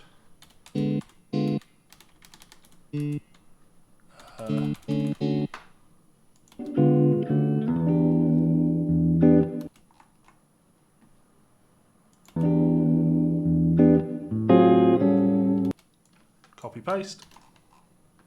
This is how we save time in our work. Pay attention to what we're doing. Give him a plectrum, he would be fucked. Yeah. Unfortunately, as it stands, he is just an outrageously good guitar player. Much respect to him. It's still, every time he plays that G.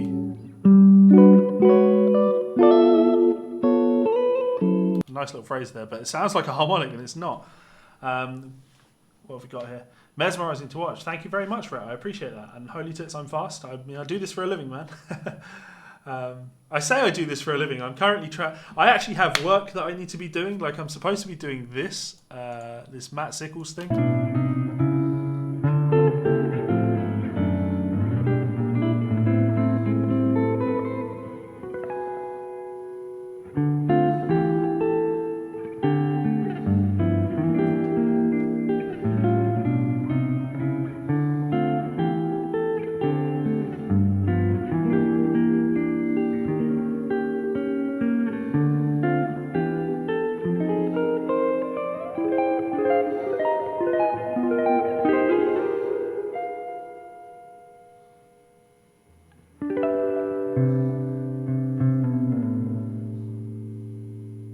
I need to finish that off for Matt. So this should be a job. I'm supposed to need a job. But I saw this video. I was just so mesmerised by it. It was such a beautiful piece that I just felt the need to. I was like, well, I'm in my new studio. I can go live whenever I fucking feel like it now. I'm not offending my wife. She's asleep in the house. I'm not even in the house. This is a separate studio. So I just thought I'd come on and do it. So although I'm supposed to be a professional, I'm not being paid to do this now. So, but there is a way around that. You know what we should do? Let's do this again. I'm going to bring up my credits, say big thank you to my supporters over on Patreon, because that is a great way to support my work. I'm also going to load this up. You can support me on Patreon. I think there's a link in the description. There may actually not be, but if you look for Levi Clay, you can support me for as little as $1. That is a great way to support the channel. Another way to support the channel, head on over to Amazon, look for Levi Clay, and you will find all of my Amazon best-selling books. I'm sure you will enjoy something in there if you want to learn country guitar or like the country fingerstyle method. Actually great example. There's a great breakdown in there of Jerry Reed's style. I really do break down his style in more detail, I think, than any books have done. And I say that because I bought all of them trying to learn his style, and they don't exist. They just don't break his style down in the way that, you know, the aspect of his style that I really wanted to learn, which is the way he plays his parts behind his singing. So I break a lot of that down in there. Of course, I got slide guitar books, new book out in January, and then finally, this is the new one. You can get yourself a TTM, the top tier merch. My mother always told me, son, when you're in demand, TTM, take their money. Now you can proudly proclaim that TTM, this tea's mine. And it will certainly be more profitable than suing a washed up con man. TTM, truly thanks, mate. Oh, I love being an arsehole. Oh, also, I don't know how I haven't mentioned this. VPix. VPix support my channel, and going and checking those guys out would be a great way to support the channel. And you can use the code friend of Levi to get a discount over there. So, yeah. What have we got? Might be a bit off topic, but what program or software do I use to make my books? I'm trying to write material for students. I want to get examples from Guitar Pro notation into written text. I do use Guitar Pro. I'm then exporting as PDFs, and then I have I don't do it. I outsource this to someone that converts the PDF to images. I can do that all myself. It's just time consuming. So converting them to images, and then those are all submitted along with my manuscript to my publisher. My publisher gets everything ready for print. So it's funny you say that, Jesse, because I hate that shirt. It's stupid, right? It's so stupid. For those that are missing the context, the larger context of that is, let me bring it up. The larger context of that is allthetreads.net. And All the Treads, run by Lance Benedict. Lance Benedict, guitar hero. Lance Benedict has repeatedly and falsely been smeared and slandered by Andrew Catania, Levi Clay, and others. They have been served with cease and desist letters, that's a lie, and have been reported to the FBI, the DOJ, and the AG. Why you'd be reporting somebody that lives in Scotland to the DOJ and the FBI, I have no idea. These guys are career criminals, that's a bold claim. I think that's called defamation per se, you fucking idiot. Working for competitors, I don't work for any competitors, I work for myself. They cannot stand the fact that Lance has created such an amazing brand in such a short period of time. It's taken you like 15 years, man. You still haven't made any money. You've just stolen people's money. Lance has done so much good for so many people, and these cretins are, new paragraph, spreading false lies and innuendos all around the web. They will suffer, this is a threat, they will suffer a very sudden and horrible demise when the truth comes, new paragraph, out about these felons. I'm not a felon. And there's a page on here called Levi Clay is a fraud. Andrew Catania works with Levi Clay, a fraud and a coward, hiding his identity and making false and defamatory remarks against TTM guitars. And I made this point earlier on the stream. You see, when you take someone's picture, that you don't own that picture. That's my picture. That's actually from a video I did with Martin Miller.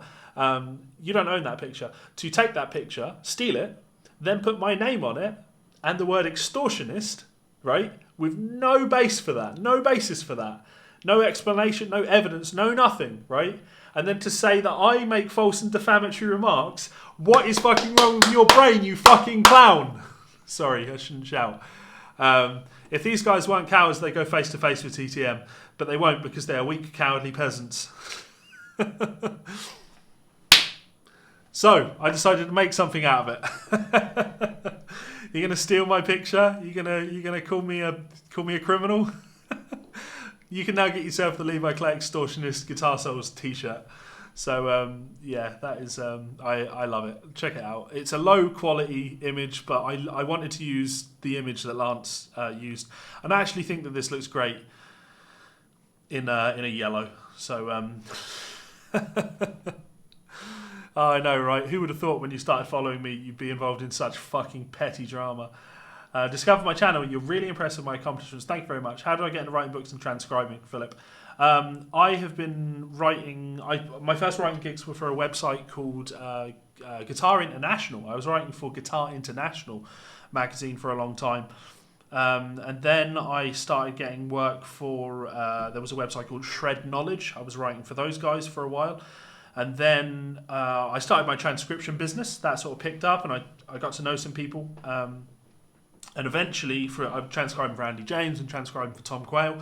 Both of those guys worked for Lick Library. They put my name forward to Lick Library, and I ended up getting hired as Lick Library's in-house guy. I was freelance, but I was in the office 4 days a week, and I worked there for 6 years. I think I put out 12, 14 DVDs, Lick Library DVDs. You can find a lot of my Lick Library DVDs. While I was there, I started writing for more outlets. So Premier Guitar Magazine, I wrote for Premier Guitar Magazine for. I mean, technically, I still work for those guys. I've just not done a column in about 9 months, maybe a bit longer now. We're going to go back to doing columns soon though, but I wrote their blues column for years. I wrote their country column for a long time as well. So I was doing that. I have ghostwritten for a lot of famous artists as well. And then when the opportunity came, eventually someone over at Fundamental Changes contacted me and said, how would you feel about doing something with us? I was like, yeah man, I'd love to. And I've thoroughly enjoyed it. Like, writing books is it's something I've always wanted to do because I'm a huge collector of books. I don't know why I've got the screen up. I should do this. Huge collector of books. I'm a student of the instrument. I love studying and reading about and learning about the instrument. It fascinates me. So to be able to put my mark on the education scene was just, too big an opportunity to pass up. So I had to go for that. And I've done 7 books now. I've got my 8th one coming out soon. We've spec'd out what my next book after that is going to be. Since working with Fundamental Changes, I've been, I've done a lot. I've been all over the world now, interviewing people for magazines and co-writing books and ghostwriting books and transcribing for people. And so that's how I got into it. Levi, you're just jelly of Lance's business geniusness. Dark side of the guitar community. Celtic or Rangers? Neither. I'm not a moron. I've got better things to do than football. The need for its existence is laughable. I mean, it's hilarious given the situation. You really wanted Lance to be legit. Yeah, unfortunately, Lance wasn't legit. You need permission for images. I own that photo. That was a photo that I took. I own the copyright of that photo. So you have no right to take that photo and use it on your website. You certainly don't have the right to take that photo, put it on your website, and insinuate that I'm a criminal on there. But I'm fine to take the photo that I own and do something.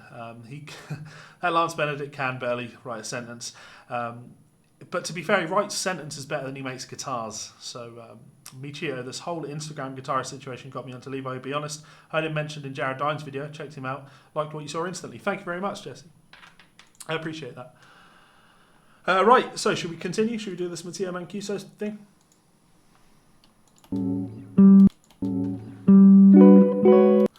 So it's the same basic principle, right?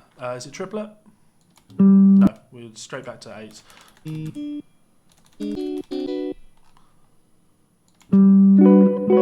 Lovely chord. What have we got? Oh no. Yep.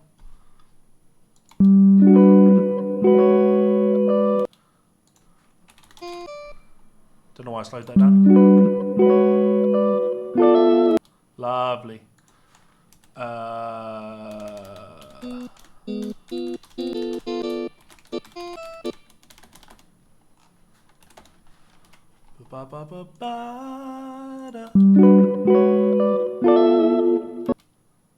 Now he does pull off here, but you don't really hear it. It is there though.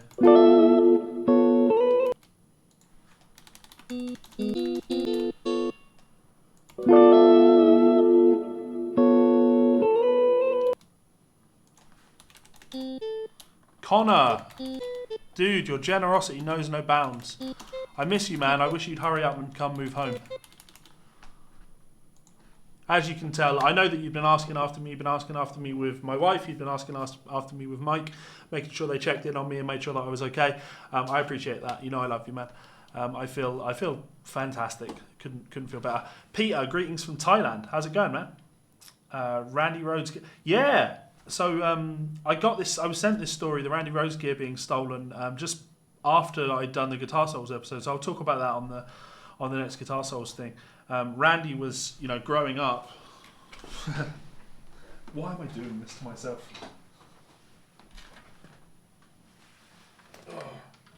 I guess I'm just taking advantage of the fact that I'm in a soundproofed studio.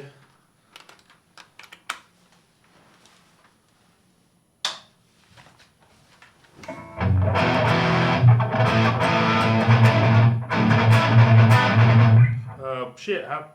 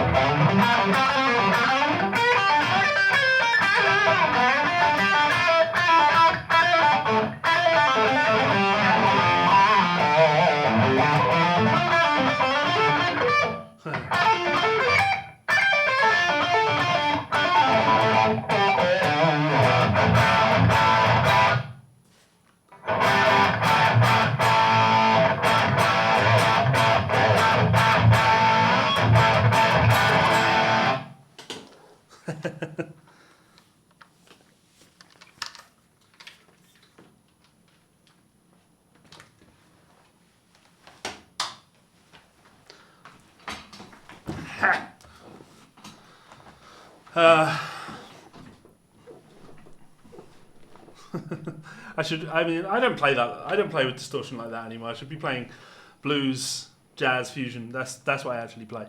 I'm taking advantage of the fact that I am in my own soundproof studio, so I can make as much fucking noise as I like. Ah!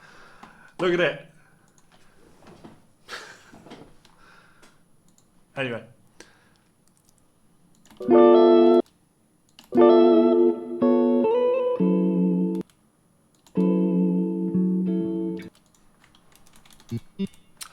Shit, what have we got here? F sharp.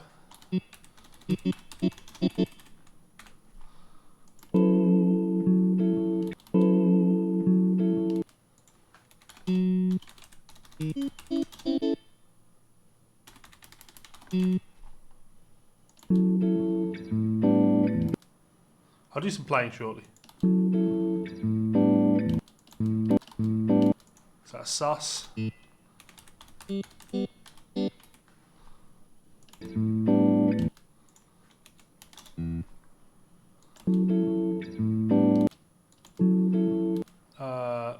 Sorry, that's that.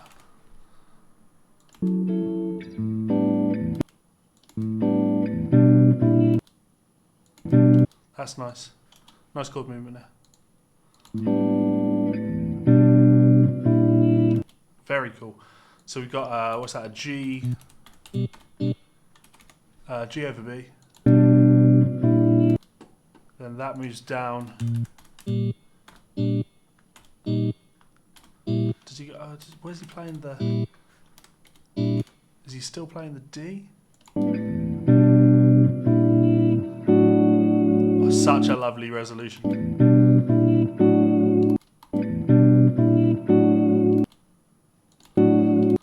So A13.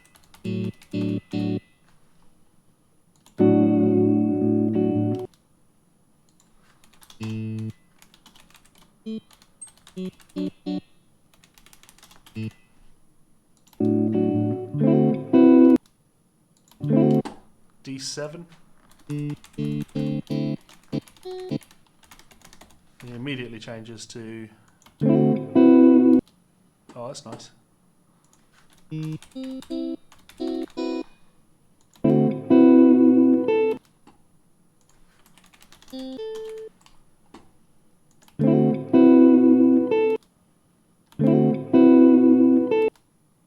I'll do the jazz thing shortly.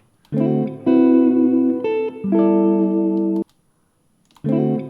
gonna have that D.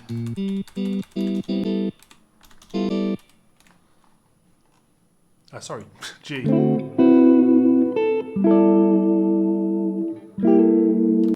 Beautiful. G major, G minor. G minor 6.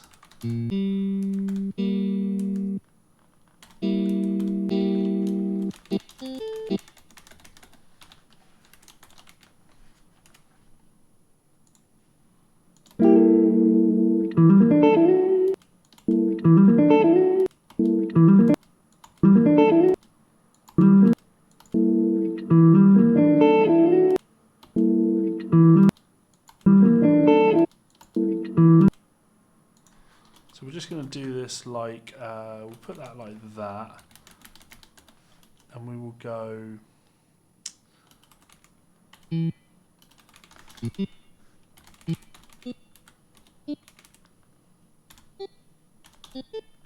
So what he plays.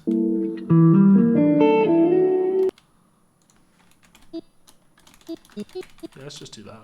That works.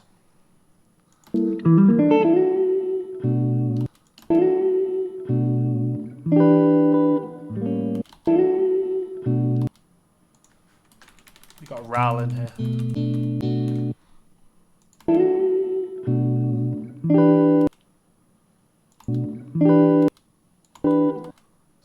An E, like a fourths voicing.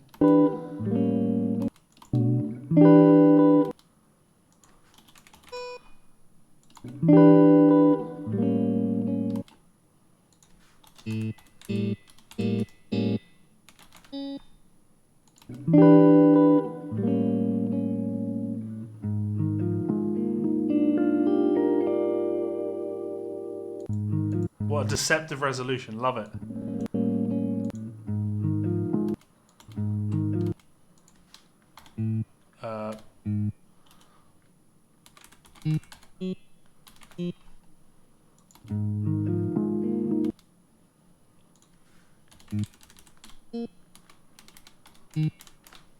Harmonics in.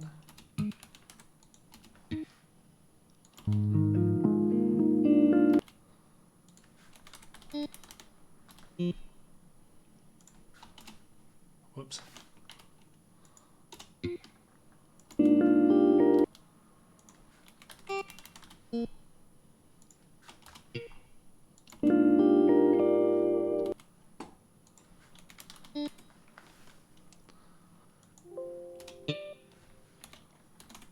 Let's go with that.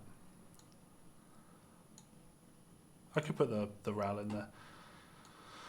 But that's us. We are done. So at this point, I will go and I go bar anacrusis.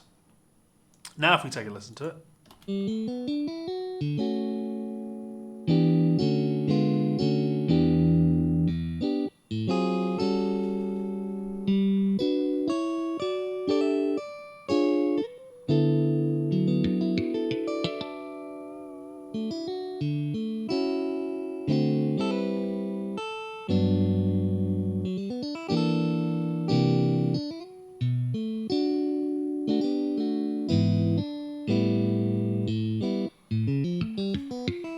I'll put a lettering in there.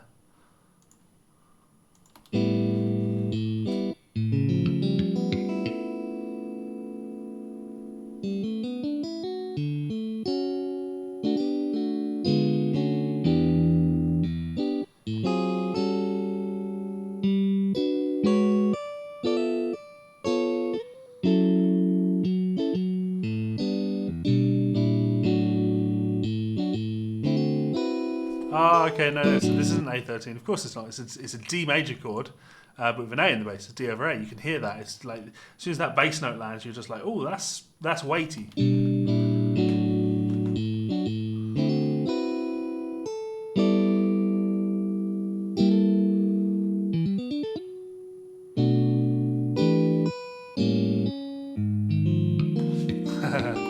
I'm going to have to make that triplets because otherwise you're going to get that. Yeah, it ruins everything.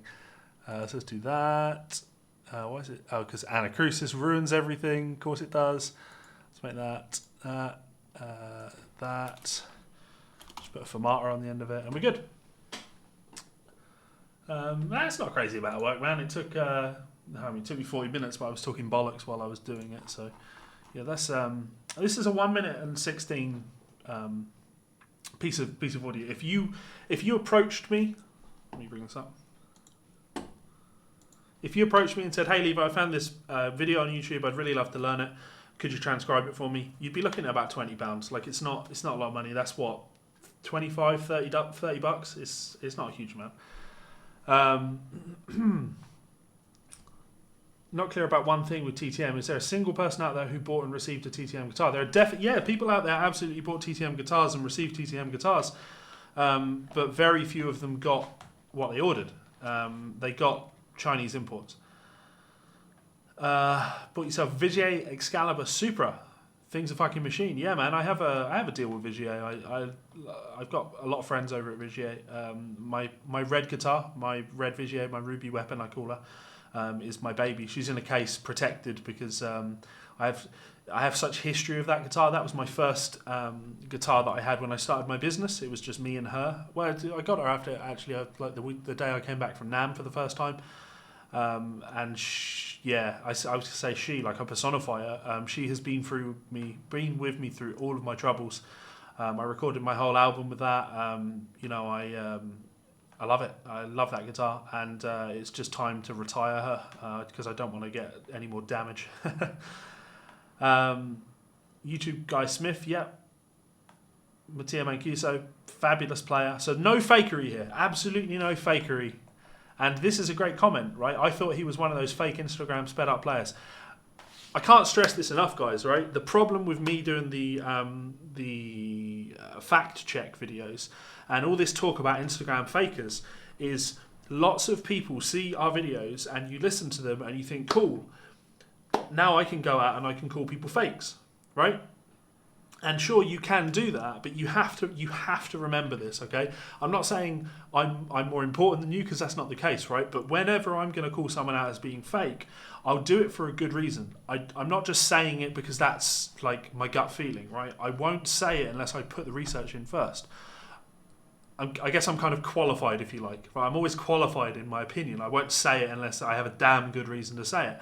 And I have seen that this now people are just calling everybody, oh, Stephen Tranter, you're fake. And that's bad. Like, we shouldn't be creating a witch hunt on the scene. So Matteo Mancuso, absolutely not one of them. I do know my way around Guitar Pro, yeah. Do I indicate the right hand positions for harmonics too? Does AH automatically mean 12 frets higher than when written? So earlier in the transcription, when I did the first harmonics, automatically it does give you the numbers next to them, but I feel that they clutter the tab up too much, so I actually turn them off. That's a personal choice thing. Do I transcribe on r/paid tabs? I didn't know that there was an r/paid tabs. I wish you could say bollocks and not get funny looks, but you live in the States, you can't pull it off. And you emailed me a link to the leaks. Okay, well, what I'm going to do now, seeing as I've been not online for 2 hours yet, is I'm just going to grab my Telecaster and I'm going to play some Levi.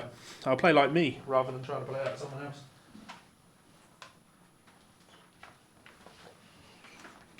I don't want to use that pick. It's cool, but it's a little bit heavy. Where are my picks? One of my signature picks. Oh, Jesus. We nearly lost a guitar. Guitar down. There we go. Fortunately, it doesn't have a head on it already, so it makes it a little bit better. Okay, let's do that. Let's do that. Yeah. There we go. I don't need my headphones now, do I, if I'm not listening to anything?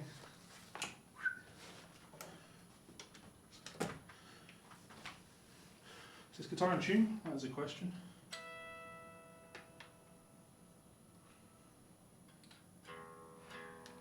Why have I got no sound on this channel?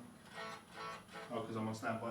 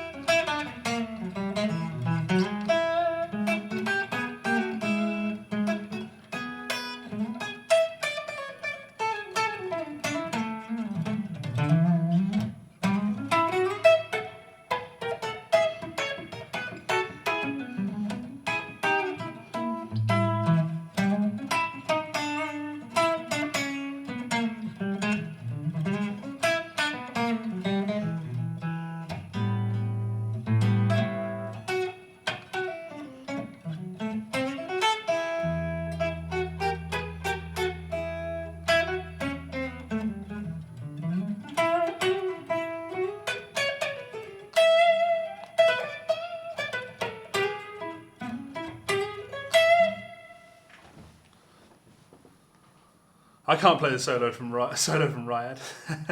I don't have benders on this guitar. I have benders on my. I have two guitars with benders on. I have benders on my Paisley Telecaster, and I have a Gibson. What's that called? Music City Junior, which has a B and a G bender on it, which is super cool. Yeah. So.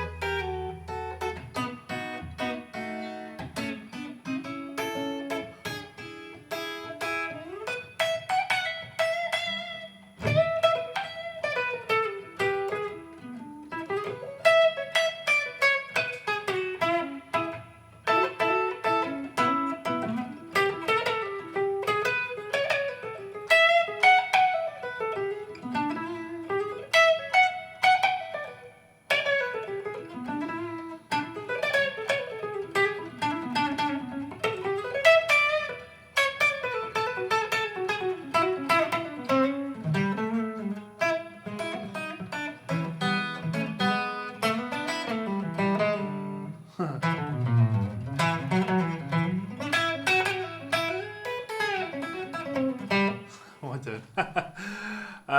Let me see. This is sped up. How did I know? How did you know? Waleed. Ah, you joker.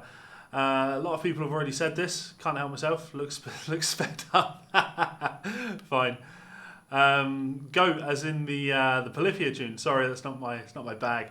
That's a great question, Rob. My favourite book to make. They've all been a challenge. Looking back on them, I think.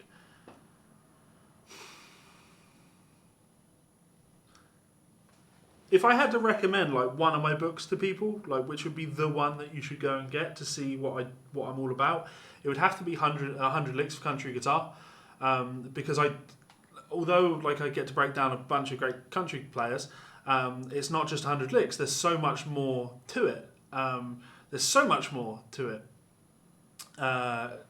I teach you, how to adapt licks for different harmonic settings, and there's an Albert Lee style solo at the end that just uses licks from the book, but kind of adapted to fit in all of these new settings.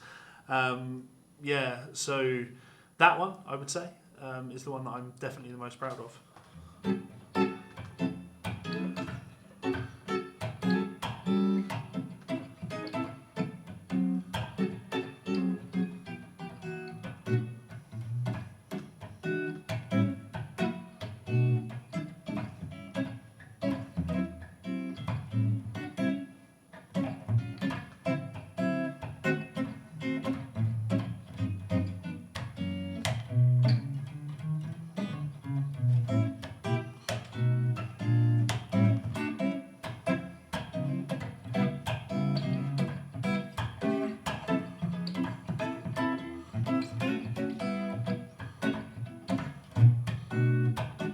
I like this.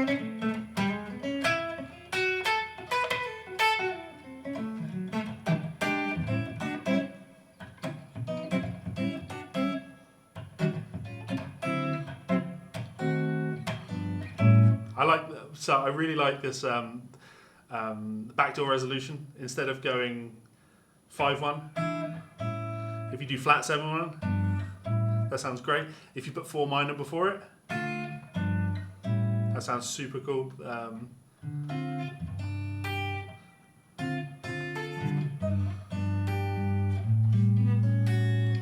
It was lovely, just.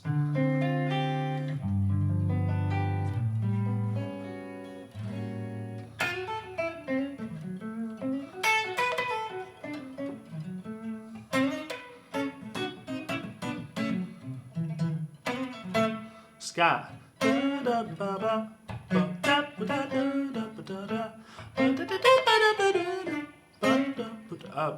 D chord.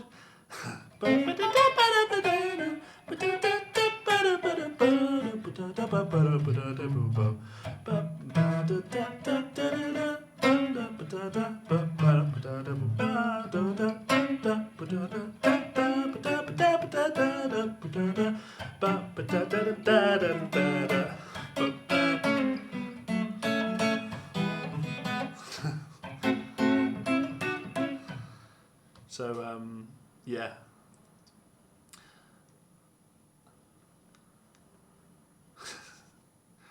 What else have we got here? Flat 7. Yeah, Alex, it's just such a mwah, mwah, mwah, mwah. Ladybird turnaround, exactly. I heard Josh Smith do it in just like the sickest fucking way I think I've ever heard anyone do anything. Which is, you hear, I think in my mind, like I'm thinking, I think you do like, on a jazz blues, you wouldn't play 5 to 4 to 1. You do 2 to 5 to 1. But Josh played this lick where he played 2 to 4 minor to 1, and the lick was he played.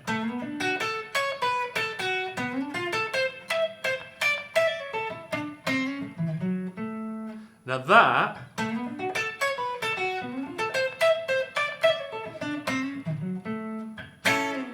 Just so nice, and when you analyse that, you get that you're playing your blues. Where do we go from the 4?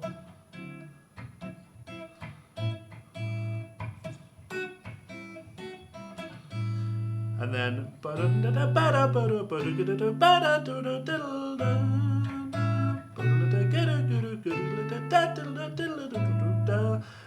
which is 2, and then this 4 minor. When I go that, sorry.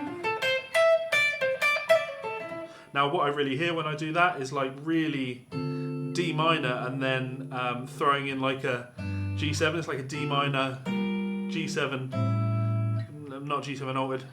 And it's such a beautiful.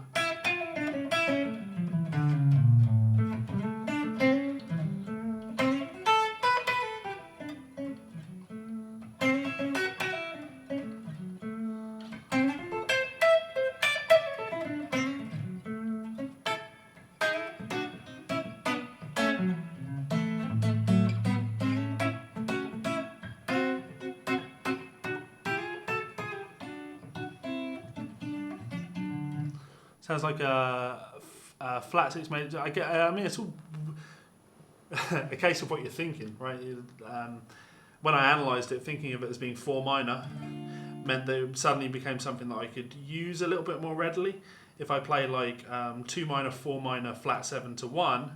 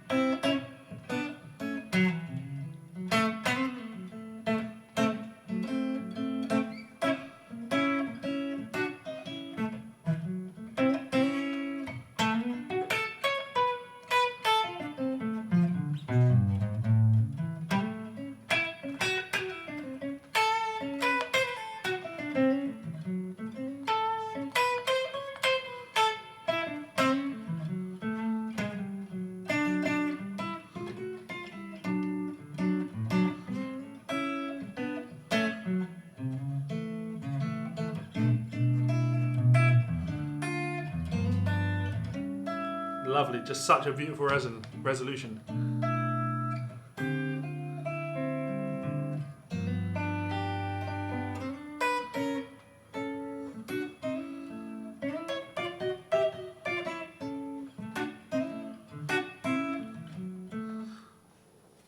Now, let me actually play it. I'll just put a loop down so we can actually play over it for a bit. So 1, 2, 3, 4. That's metal. 1, 2, 3, 4.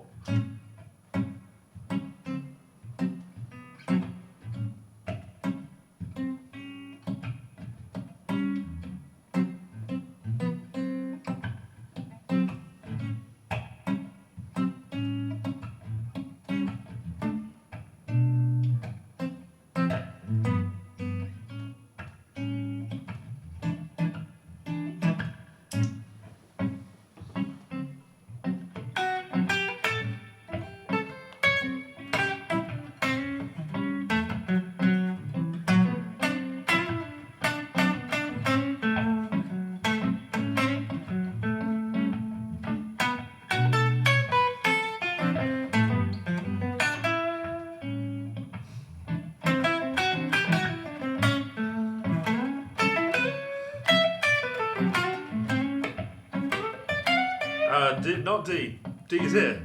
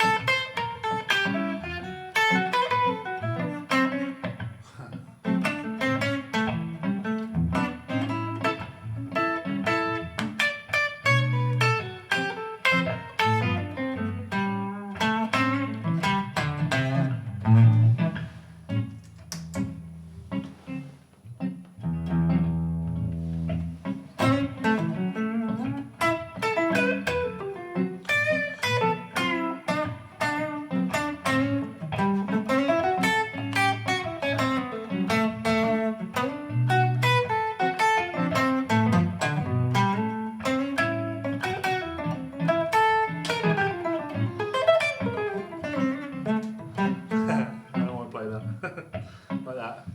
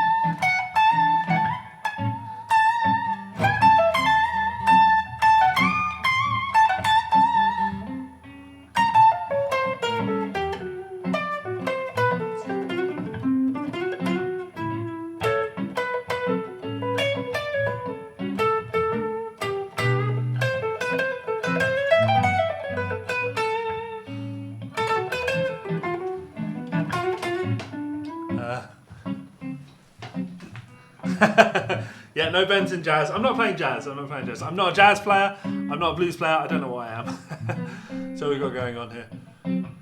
Need some drumming with some brushes, yeah. Pre-produced, sped up. Someone playing double bass. I missed your comment. Migas Lianas. I'm pathetic. Oh, thank you. Thanks.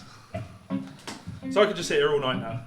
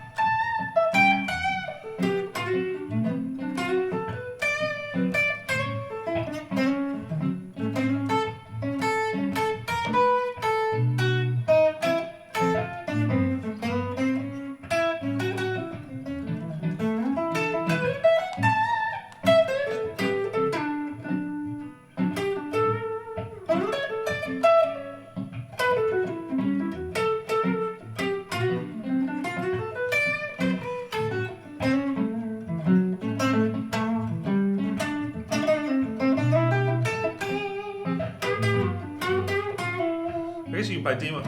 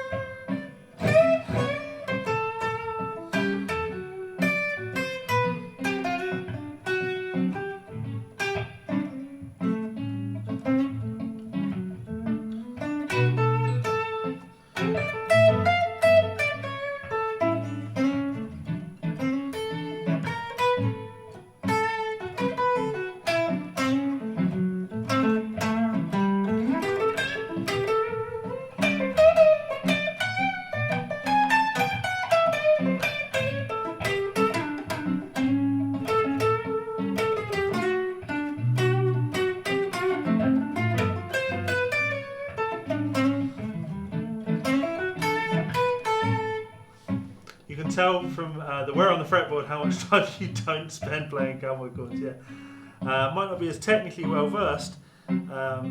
Should you ever find yourself in my neck of the woods or me and yours, we should jam. You'd have no fun, but you'd have a blast. Thanks, dude.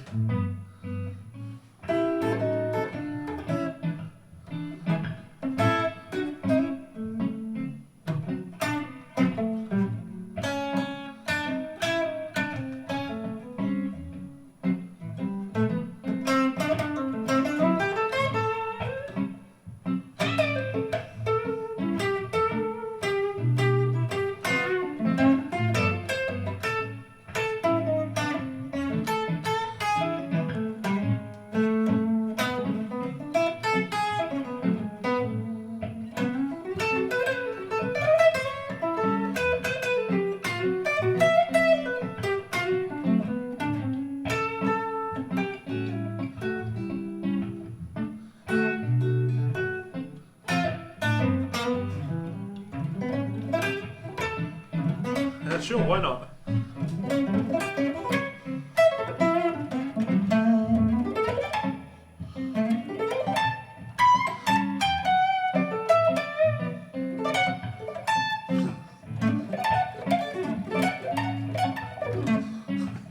It's not the guitar to be doing that shit. As if fucking Sean Tubbs is watching this. How's it going, Sean? Sean Tubbs is a guy that I've transcribed a shit ton of stuff by. He's a great player, a really great player. What have we got here? Sean Lane licks. I could Sean Lane over this if we really wanted. We could, well, the changes, I guess, a little bit more. We go the.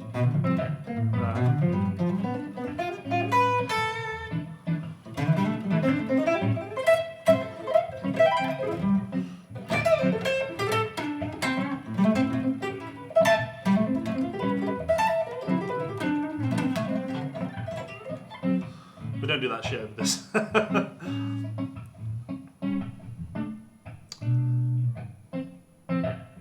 I have a beautiful hollow body. I have the Gibson Howard Roberts Fusion. That's what I love that guitar.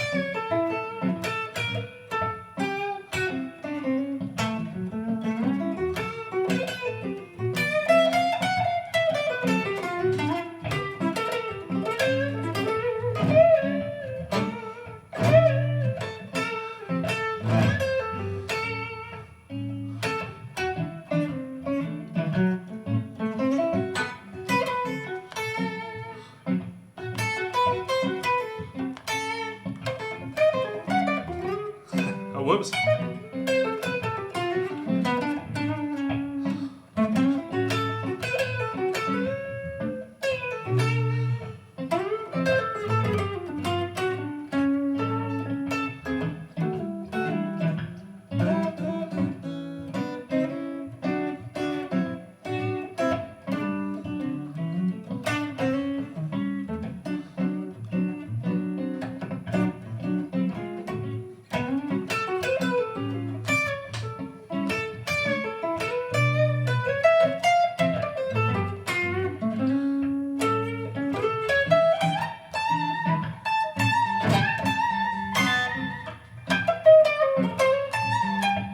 Yeah, boomer.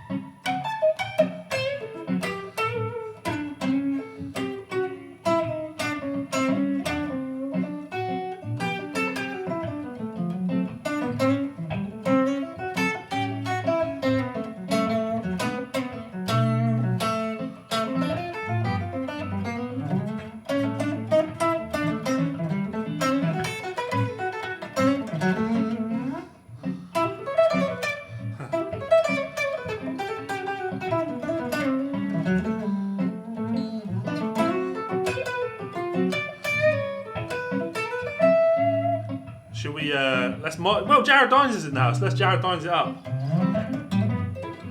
Not this guitar. The action is so high in this.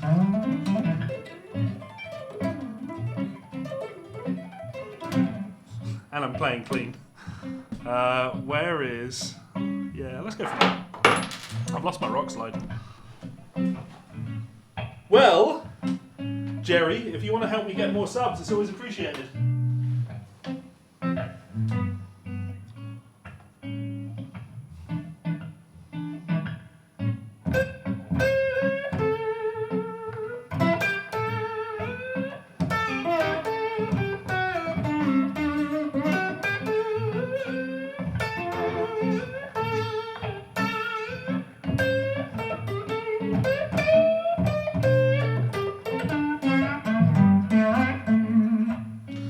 More compression.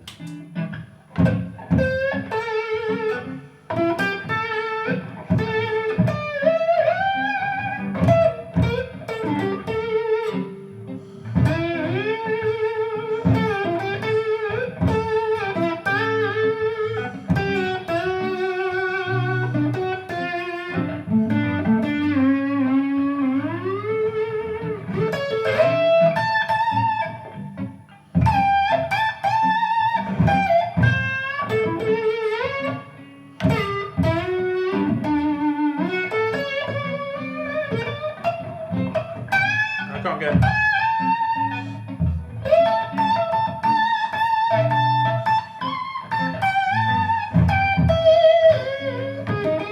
Not in open E.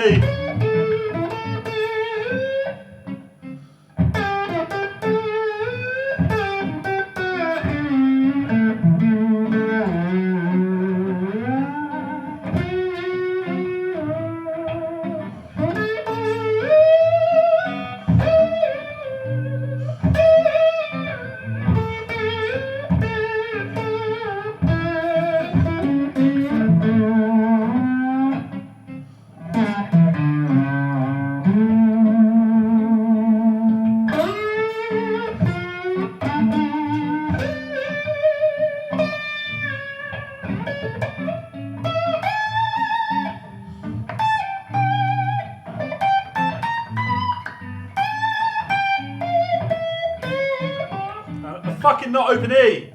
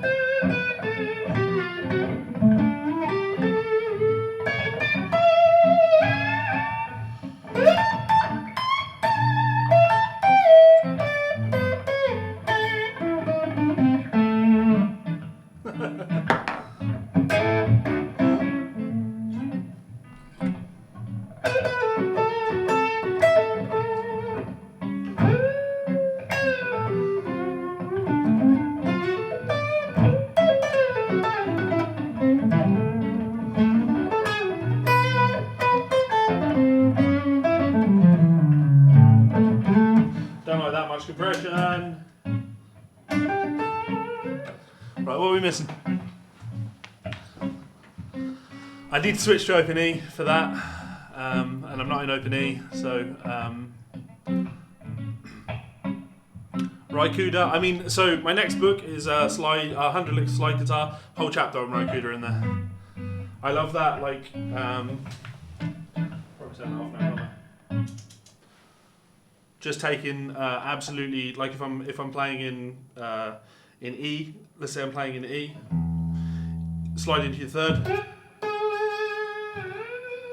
into the fifth, and then up into that root, just going.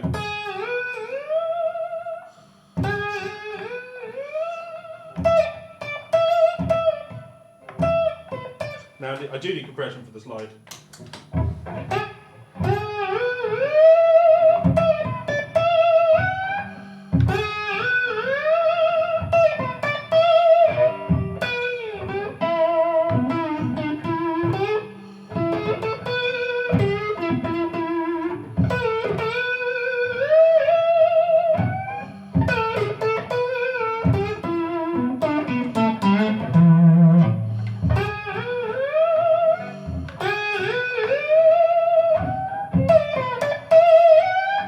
I love that.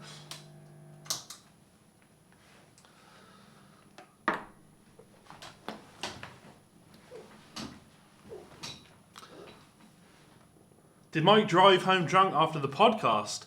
Yeah, the podcast, we did the podcast yesterday. No, Mike lives, he can walk to my house in 4 minutes. What have we got going on here? So, yeah, I'd like more subs, Jerry. So if y'all can help spread the word, it's very much appreciated. And I'm going to be doing a lot more things like this moving forward. Allman Brothers. I need to be an Open E, man. I guess I could put my guitar in Open E, couldn't I? Slide is the best. The Crossroads slide bit. I can't remember it, right? But I'm going to share something with you. Headphones on. I'll share something with you.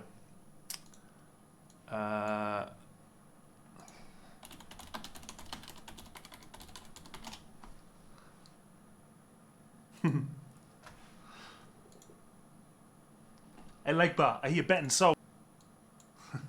Hey, Legbar, I hear Jesus Christ.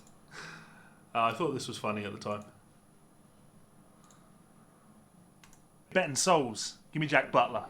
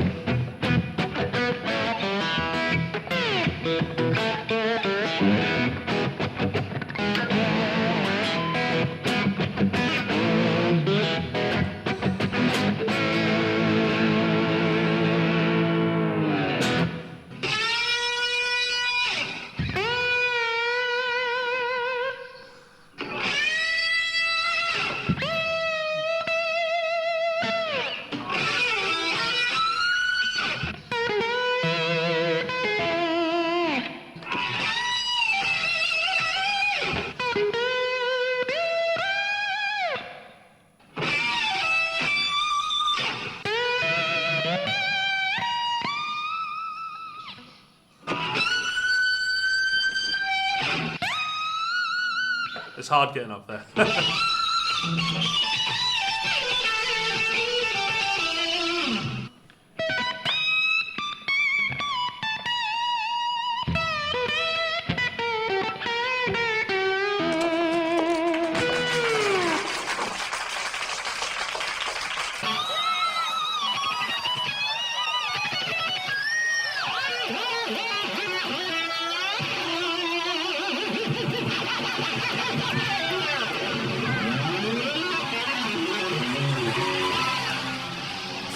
Keep it. I'm going to take up karate or something.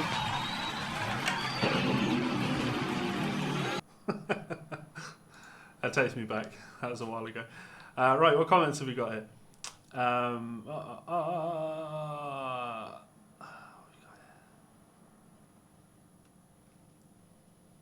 What year is this? Telly? It's not old. It's a Mexican road worn series. And so there was the Crossroad thing. Just over here, guitar and hand pretending you can keep up. Yeah. It's a road worn series, so it's not that old. It just looks like it is. Yeah, absolutely correct. It's not the real thing. It is. There's some beautiful. If we can get the light on that, it's hard to tell. But there's some beautiful checking in the all of the lacquer on it. It's beautiful. Yeah, nice tally. And I've modified it. I've put the Danny Gatton, the Joe Barden Danny Gatton pickups in it. Carson Hess made me this plate, which is it's a Dingus mounting plate. I made a YouTube video on that. You can check that out. I flip the control plates round on my Telecasters because I like to this is still volume. I literally just turn it round. So this is volume. This is tone, which means because Danny Gatton did all of these swells where you.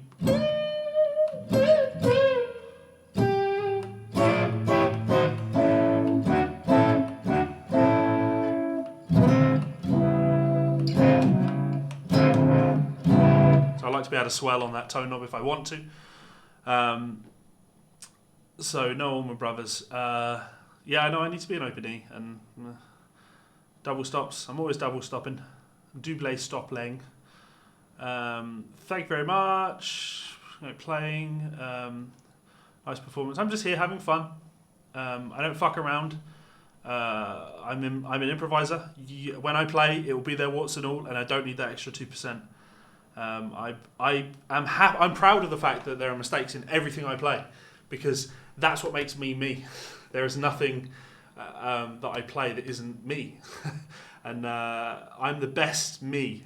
I am the best me.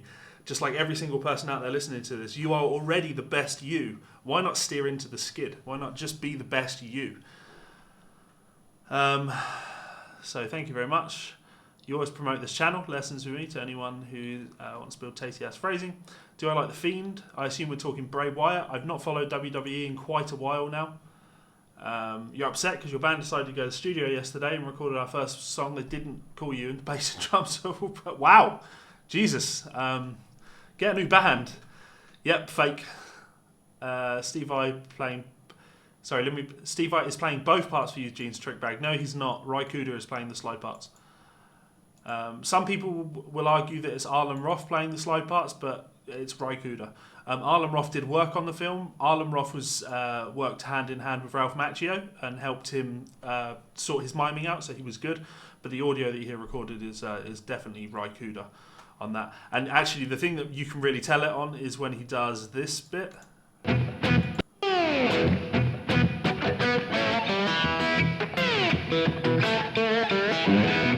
That's so Ry Cooder. Yeah. So Steve I should get an Oscar for pretending he couldn't play that riff. Yeah. Danny Gatton, yep. How long have I had this telly, Robert? I'm not sure. Let me think. 13. Maybe since 2014? Maybe 5 years? Sounds about right. Well, I got it a couple of years before I moved to. I got it a good couple of years before I moved up to Scotland, so maybe 7 years. So there you go. Lots of love for Robert Baker. Hi there, people. What advice have you got for a noob for transcribing? Is it even worth taking the time when there's guys like you out there? Absolutely, Robert. Absolutely. Guys like me, like I didn't used to be this guy, and just because I'm out here transcribing stuff, the best bit of advice I could give you is, so the transcription I did today, I did the Matteo Mancuso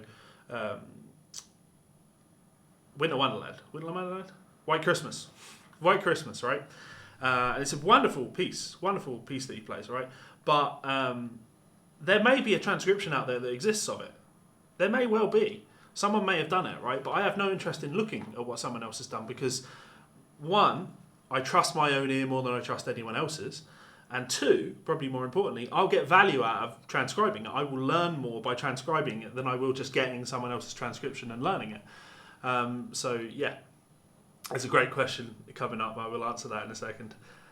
So you have to do a little bit every day. It has to be part of your practice routine. Imagine you ask the same question: what would be the advice that you have for a noob at alternate picking? Alternate pick every day. You just practice. Yeah, you have to stick at it. Transcribe is not something that you can just do once a month and then expect to get good at it. I transcribed every day. Flip the plate because it's the right thing to do. It is the right thing to do, Scott. This is a Binding of Isaac tattoo. I have this entire arm is Ed McMillan stuff. So if I bring my screen up so I can see myself, I have Super Meat Boy down here, and I have Dr. Fetus there, and then my entire forearm is Binding of Isaac, and then even up here I have a whole, well, let's hide the Dream Theater tattoo. I have a whole Binding of Isaac sleeve piece up there, which I like. I kind of call myself odd socks when it comes to things like that, because I always wear odd socks. I can lift my feet up now, and red and green, grey and red. Always wear odd socks. You compare this arm, like the cartoons, to this arm, where I've got like the bear and the owl and the fox and a raccoon. Like, this is like my hyper-realism arm. So yes, it is indeed a Binding of Isaac tattoo. Show you some Gatton licks. The one I always go for is, where's my pick? Lost my pick. Cool. Use this. It's like a banjo roll thing where you'd go, but he does that in fretted position. So like if he's playing on an A, he'll play, and there's more to it, but which I like.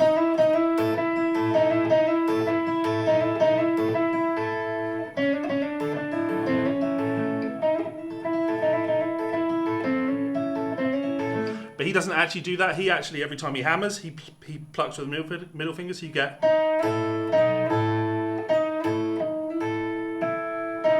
Sorry, the B string.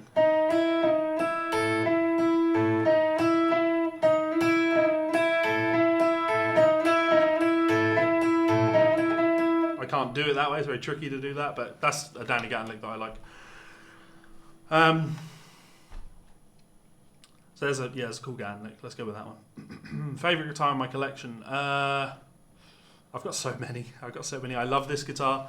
I really do love this guitar. This is a special guitar. My red Vigier is. We've been through so much together. Chris, you can ask whatever question you want, man. So this guitar, I've had this guitar a very long time. I love this guitar. Trying to think being really honest with myself. I have a beautiful custom shop Mayonnaise that is True Temperament and Evertune, and it's an amazing guitar, but it's certainly not my, my prized possession. I would have to say probably my red Vigier, just because we've been through so much together. That guitar has seen me through hard times. That guitar has been there with me when I started my business, and in the early days I was struggling to pay rent. And that guitar has gone with me. It travelled with me around the world, interviewing people with magazines. I've played it everywhere. It has seen me go from, poverty in London. I recorded an album with it and moved to another country and set up camp here. And it's seen me buy my first house, move into a bigger house, buy a nicer house. It's been with me through building this studio. It's been with me through all of it, and it really is a special, incredible instrument. And actually, I used to go into chapels of Bond Street. I bought that guitar in 2013, and I went and saw that in chapels in 2009, I think, initially. So it sat in that shop for 4 years, and no one bought it. And I used to go in every couple of months and play it, and wish that I could have it. It was too expensive, and then one day it was mine, and so my red Vigier, definitely. This is cool, but that one special to me. Sentimental attachment to that one. Don't play anything for 10 minutes. You have to go for a smoke and a cuppa with this. Yep, fair enough. Oh, no, not on this guitar, no thank you. Oh, Robert has a great question. I cannot wait to answer that. I'll get there, don't worry.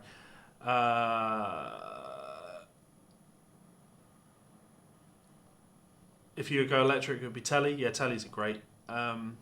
Arlen said that he used to meet Ralph's karate coach when he would go to his house for his guitar tuition since Ralph was working on Karate Kid 2. Oh, wow. I had no idea that they were filmed around the same time. Well, I knew similar times, but I didn't know that he was training for both. That's really cool. You see Transcribe with Transcribe, which is how...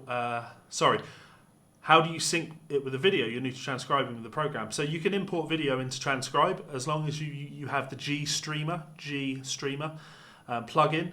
You can get that on Transcribe's website. It's free. It's just a plugin that goes in Transcribe, and then when you open video, it can decode the actual video as well. So there you go, Chris. Please get Rick back on in a few months. He has a lot more info to speak about. Absolutely, man. I'll be in touch with Rick and see how things are going with him. So great advice about being yourself. Thanks, Levi. You are very welcome. Any tips for transcribing chords? I mean, like snarky puppy type kind of chords. There's two answers to that, man. One of them is exposure, right? Like if I mentioned this earlier on the stream, but if I play this without you being able to see.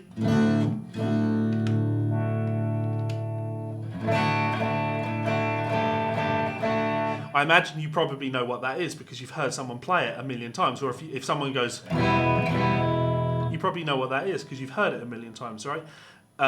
When you learn a style, when you start learning like cool jazz, you'll hear this voicing so much. Now when I hear that on a record, I don't think about it. If I hear this voicing,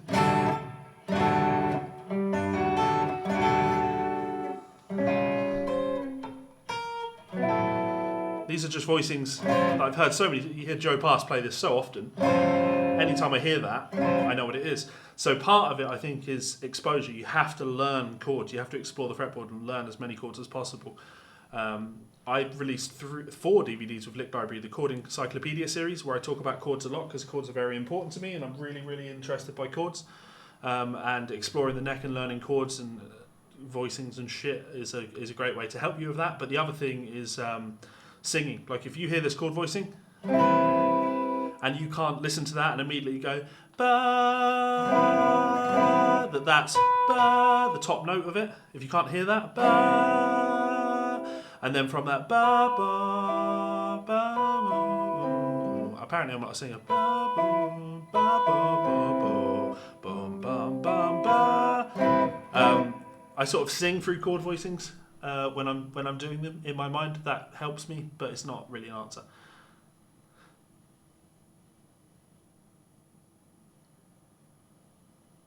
Chris, bass artist, yeah, I guess. He's a bassist and he considers himself an artist. That's fair enough. What do I think the best transcription software is? I use Transcribe. I love it. I have an affiliate link for Transcribe, but who cares? So Robert asked, do I have a favourite Brent Mason lick? There's a couple that I really like, and they all come from the same thing, which is that triplet thing that he adds into his lines. I wrote a song in my second country book that goes...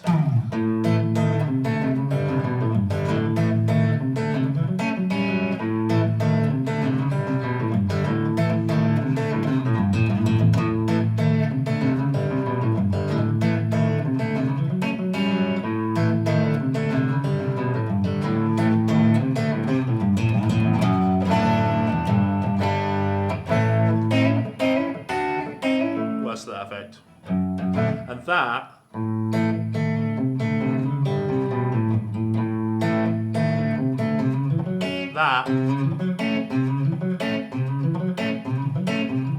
that triplet thing that he does,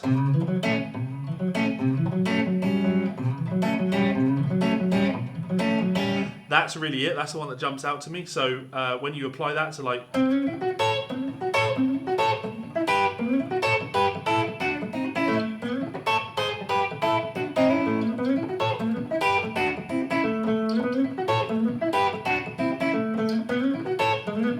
really like that.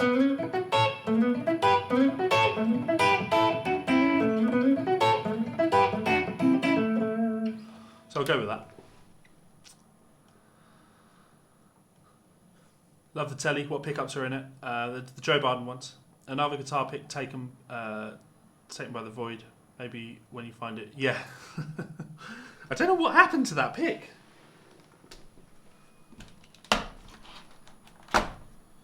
Who knows? I mean, I've got a box of picks here. I can always have VPix send me more. They do have rails in them, but they're not humbuckers. They are, well, technically, I guess maybe they are humbuckers. They are the closest thing I've ever found to single coil sounds. They sound great. You're welcome. What program should I use to slow track down and transcribe it? Use the software Transcribe. Look up Levi Clay Transcribe, and there's a whole video of me talking about the software that I use.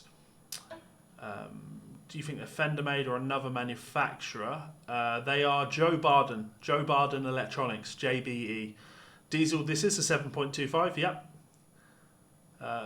Still rolling hard with the live stream, yeah, man. 3 hours, I'll give up at 3 hours. Just in Duncan's rails, these are not Duncan's, they are not the hot rails, they are the Joe Barden, Danny Gatton pickups.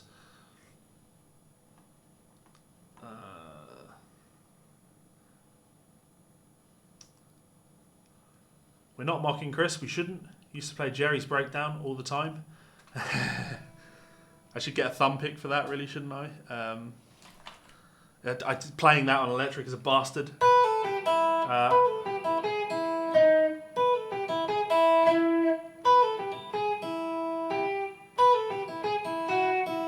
fucking forgot it.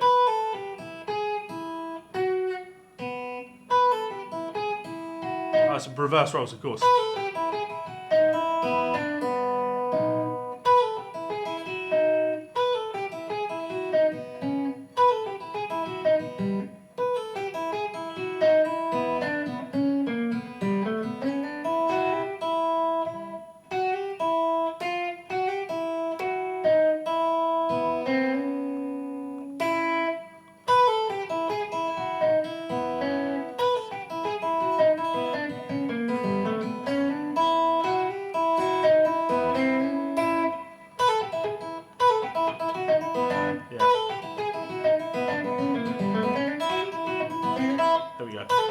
It's in there somewhere.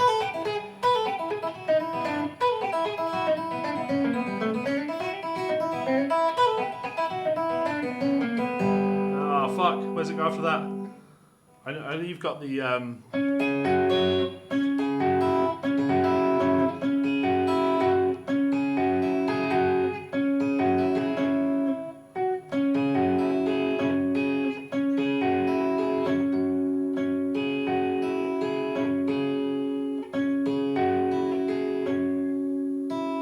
that's it.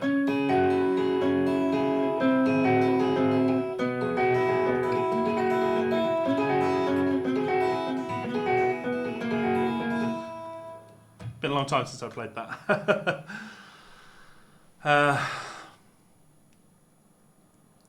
Vigier. The red Vigier is at my father-in-law's house at the moment. How do I sync videos to transcribe? Does it automatically? You're welcome. Sounds like a D. Something guitar teacher with my school. Sing chord voicings. Yep, nice lick. Sounds like it's hard to play that in time. I'm not sure what we're referencing there. Have I ever transcribed Greg Koch licks before? Tons. Absolutely tons. Another GNR show leaked from the Use Your Illusion tour in '93. Cool. Yeah, transcribed a bunch. Yeah, Robert, that triplet thing, because like I've just played that fucking lick to death. I teach a lot of Brent Mason solos to students of mine, so I could probably pull some up and read some. And there's there's always licks in them that are just super fucking cool. I like what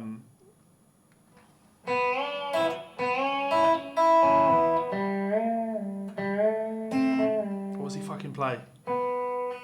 In the All American Country Boy.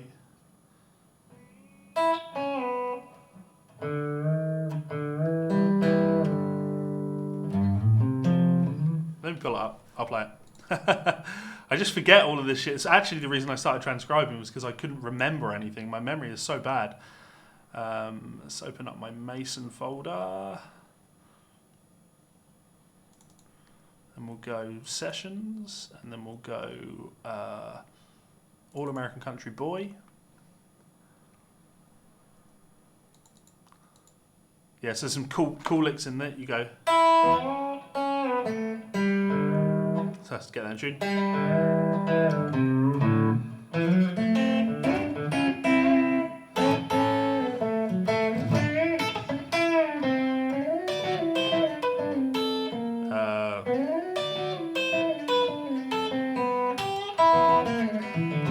But just that first part, I like that.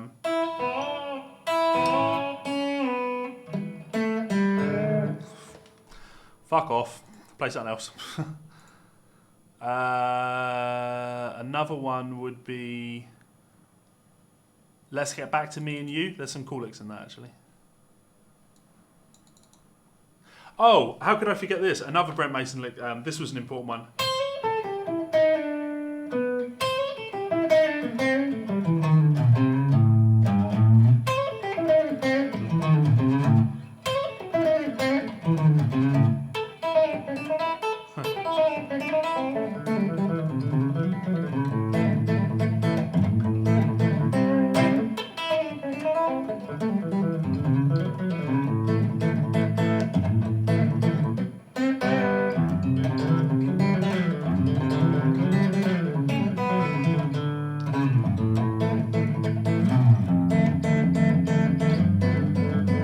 You go into the solo.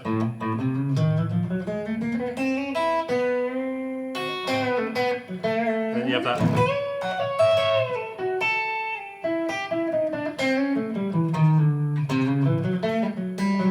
I love that.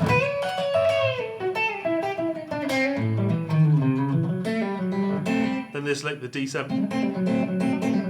D7. That was cool learning that.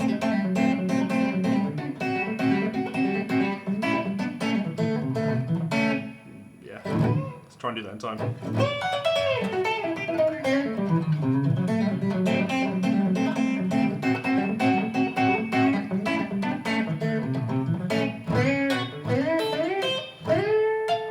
What was he doing?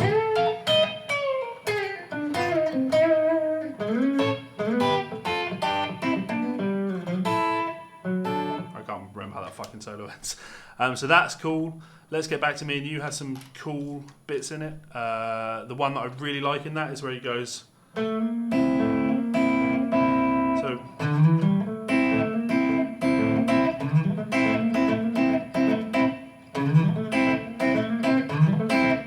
Triplet.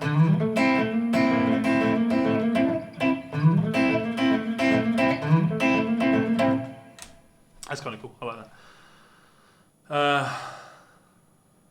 Damn it, just disappears. Comments. Yeah, I'm a country guy, man. Greycock is an alien. You can use MIDI pedals to control transcribe, but I don't. Bardens are the best. Thank you for clarifying. You're welcome, Dylan. What's my opinion on building a repertoire? I can play really well, but realise I only know bits and pieces of songs. I think it's really important. Like there are a few solos that I teach to all of my students. One of them is like Robin Ford's Talk to Your Daughter.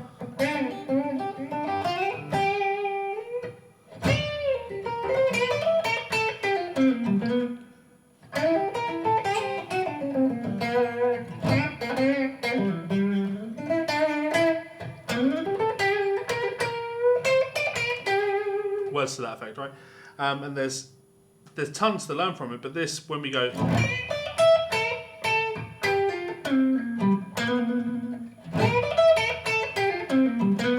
that is something that I can play now.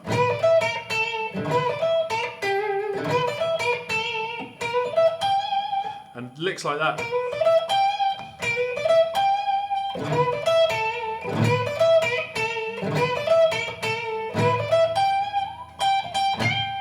I think the more licks and vocabulary you learn like this, you start learning in smaller sections and you stitch things together and you make lots more vocabulary. What am I playing through? I'm using my Rev G Generator 120. I would say G120. I'm thinking G3 pedal. Beautiful amp. It's got my face on it. Because of course it does. Yeah, F sharp 7. Watching me work stuff out is pretty. Yeah. I'm not a robot. Woodshedding real time. Yeah, I'll learn this stuff. I don't mind. I don't mind fucking about and learning stuff. The I don't even know your name solo. Let me pull that up. I'll play some of that. I fucking love that song. And the thing I really love about that song is it demonstrates. So because I've transcribed so many Brent Mason session things, where he's played on like the Alan Jackson stuff is a great example of this. Because he's played on so many of these sessions, he needs to just do 1 or 2 takes on everything, right? So he recycles the same licks, and that solo in particular, the "I'm in love with you, baby, I don't even know your name." If you look at the Hot Wired solo, it's how does he start? I don't even know her name.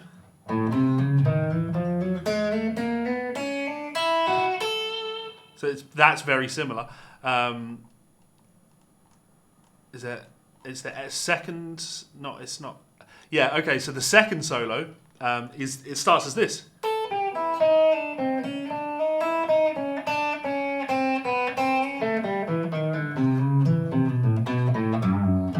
Now that.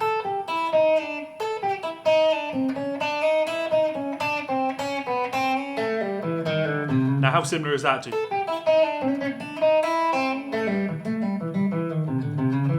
It's so similar.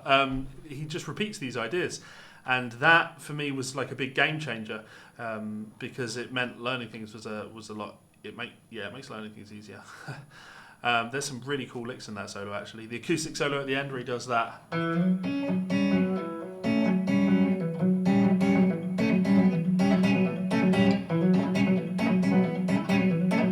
He does shit like that in Hot Wired. Like yes, a lot of the same stuff. So let's take a look at that. Let's see if I can play some of that. Yeah.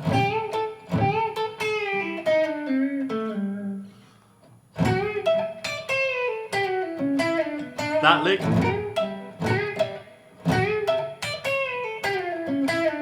Plays that in the Hot Wired solo. That, I played that earlier, right? The when I went. So yeah, a lot of the same shit over and over. So that's a great one to learn, man. Damn, son. Mason. Mason is one of my biggest influences, really is. What skill on the guitar do I wish I was better at? Bend, sweeping, alternate picking. Definitely alternate picking. Everything, to be honest. Like I suck at everything. I've been practicing like religiously. This is not the guitar to be doing this on, but that Frank Gambale, the little charmer thing.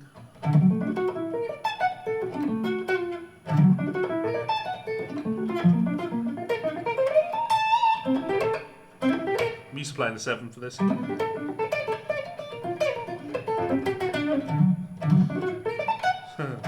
Wrong pick for it as well. I need one of my signature picks.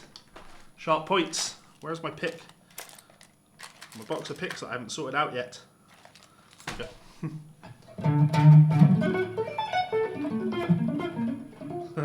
That's just so tricky.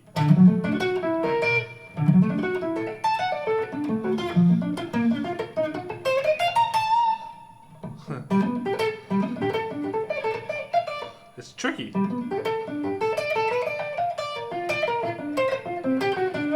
Everything that I have to play on the guitar, I wish I could play fucking better. Which is why I'm happier when I'm going 3, 4.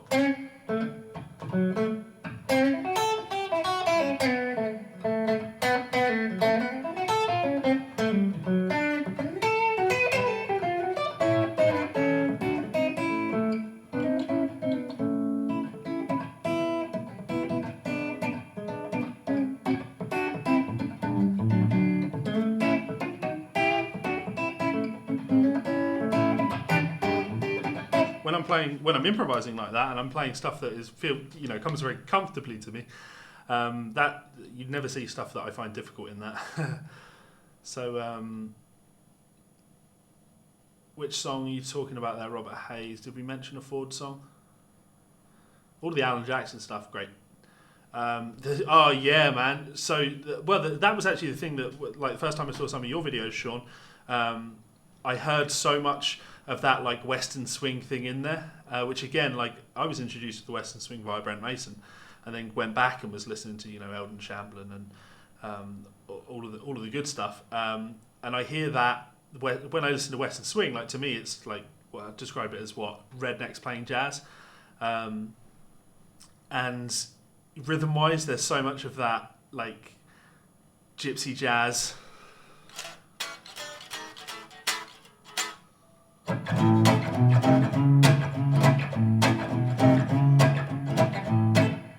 Don't lose your pick.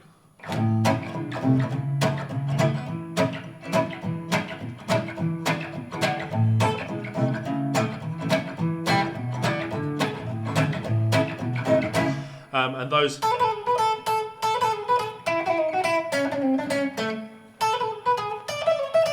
What am I playing? A.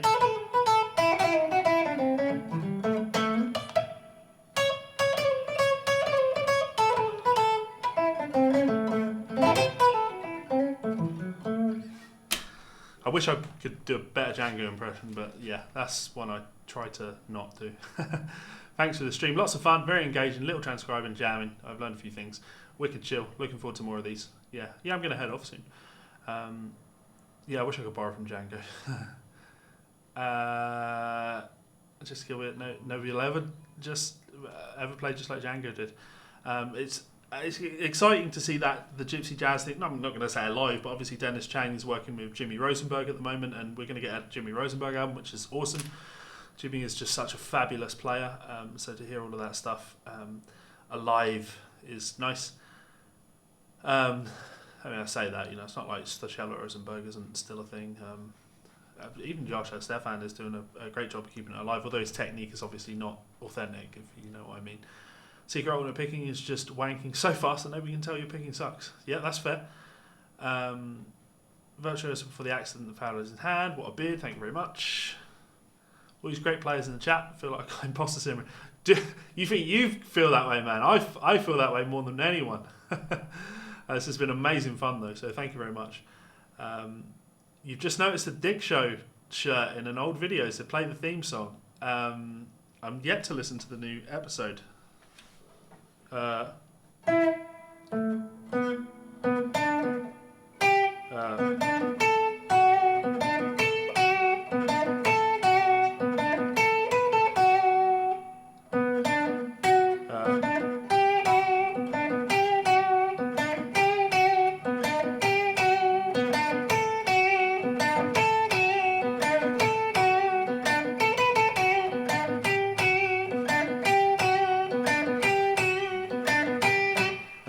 Dick Show thing.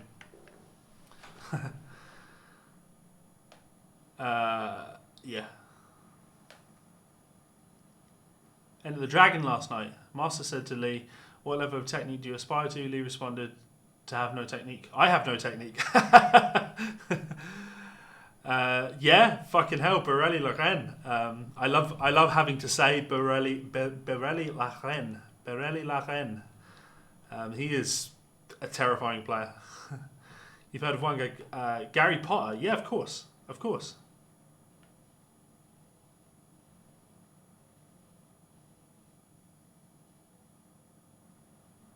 Yeah, he's is he in Liverpool? I believe he's in Liverpool. As far as I'm aware. My top 5 guitarists. Oh, that's a great question. That is a fucking great question. My top 5 guitarists.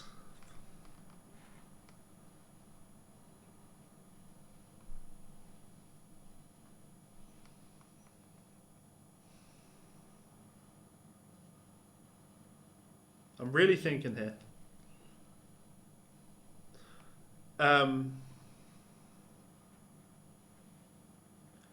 Jerry Reed. I can't not say Jerry Reed. I hate naming guys that aren't like the guys that don't have a long history. I hate naming guys that don't have a long history, but I have to say Joey Landreth. Like Joey Landreth is just, there's something really fucking special about the way Joey plays, and he really touches me with the way he plays. So I have to say Joey Landreth.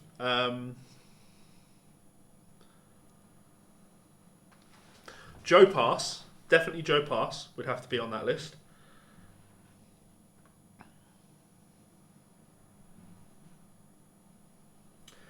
Would I put Brent Mason on that list? Would I put Brent Mason on that list?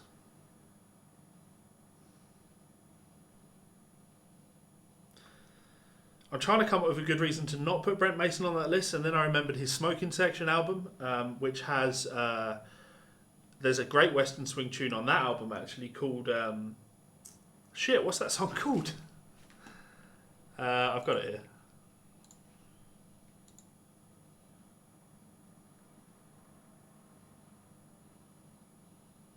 I did the whole album.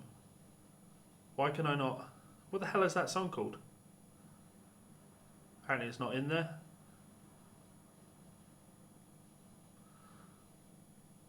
Damn it. There's a killer Western swing tune. There's a couple of killer Western swing tunes on the album.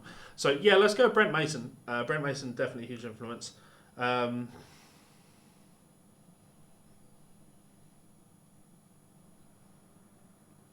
Probably Mike Stern. Mike Stern was a huge influence on me as well. Yeah, so who did I name there? Those are guys that just jumped into my head right now. Jerry Reed, Joey Landreth, Joe Pass, Brent Mason, and Mike Stern. Let's go with those. But that will change. That will change from day to day. You could ask me on another day, and I'm going to name probably more slide players. I'm probably gonna say guys like Jimmy Rosenberg, big influence. Carver Hayen has been a big influence on my playing. Wayne Krantz was a huge influence on my playing. There, I could just go down the route of the rock guys that have been big influences on my playing that I absolutely love. Yes, it's tricky. I could say like Josh Smith, because when I think like blues now, I'm really into swing. Like I really like swing guys. So he just jumps in there, and then I'm going to want to be like, well, Pat Martino. It's hard to ignore Pat Martino, and how can I ignore John Schofield? Like John Schofield is another big influence. It's a very difficult question. Very difficult question.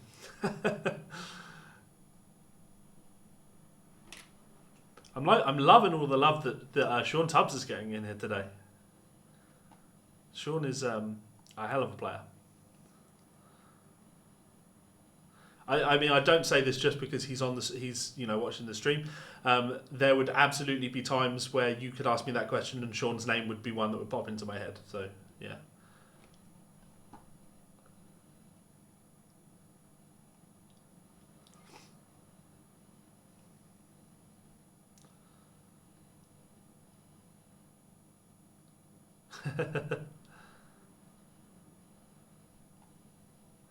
I owned. I don't own it anymore, but I had my Vigier Excalibur fretless. I bought Tom Monda's fretless. For those unfamiliar with Tom's playing, Tom is a terrifying player as well.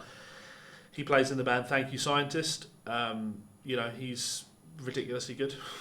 There's some fretless playing on my album actually. So Jerry Reed, yeah, Joey Landreth for sure. Good call on Joe Pass. He was the guy. Yeah, Joe was the reason I started playing jazz. Lucas Mann should be on there, obviously. Yeah,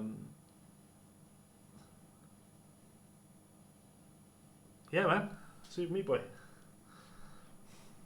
My wife actually, we both got Super Meat Boy tattoos. I got like a more cartoony one of there's Dr. Fetus on there as well, and she got a much bigger, more realistic one on her leg, as realistic as you can with a cartoon. Robert, I don't plan to be at NAMM. No, I live in Scotland, so I love going to NAMM. I love going to NAMM more than anything. But every time I've been to NAMM, somebody has paid for my flights. You know what I mean? Or somebody has paid for my hotel, or somebody has contributed financially some way. And it's not that I can't justify the financial expense, though. Of course, I have just built a studio, so money's not as ready as it has been in the past. Yeah, out of just pure habit, I can either go to NAMM and spend a ton of money and get to hang out with a bunch of people, and that's just an ego trip, right? Or I can stay here and I can make money. So I prefer to do that. But who knows? You know, maybe if we speak to some, who knows? Maybe a company's going to hit me up and be like, man, we'd love to have you over. How about we'll pay for your hotels. If you pay for your flights, we'll put you up. Then, you know, I'd be more inclined to do that. You know. Love Josh Smith, yeah. Mike Stern when he toured with Eric Johnson a few years back. I do love Eric Johnson. I really do love Eric Johnson. Andy Timmins is a great player too.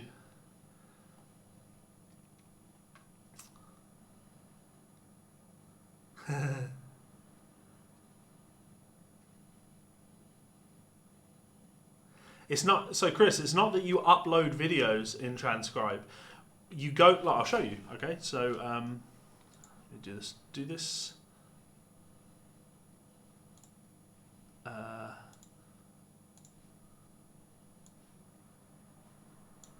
Okay, this will do. So if I go into, so you can see, if I go into any video, so this is a book promo that I've just done for slide guitar soloing techniques. If I right click this and then go to open with, I can open it with Transcribe and it will open it, and when it opens, Transcribe will scan the file with GStreamer and then eventually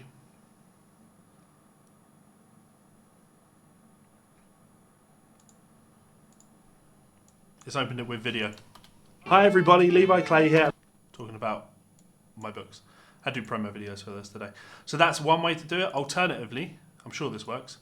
If you have a Transcribe file open and you take a video and you drag it into it, it will also do the same. It will open it with the video file. I'll do the credits in a second when I go.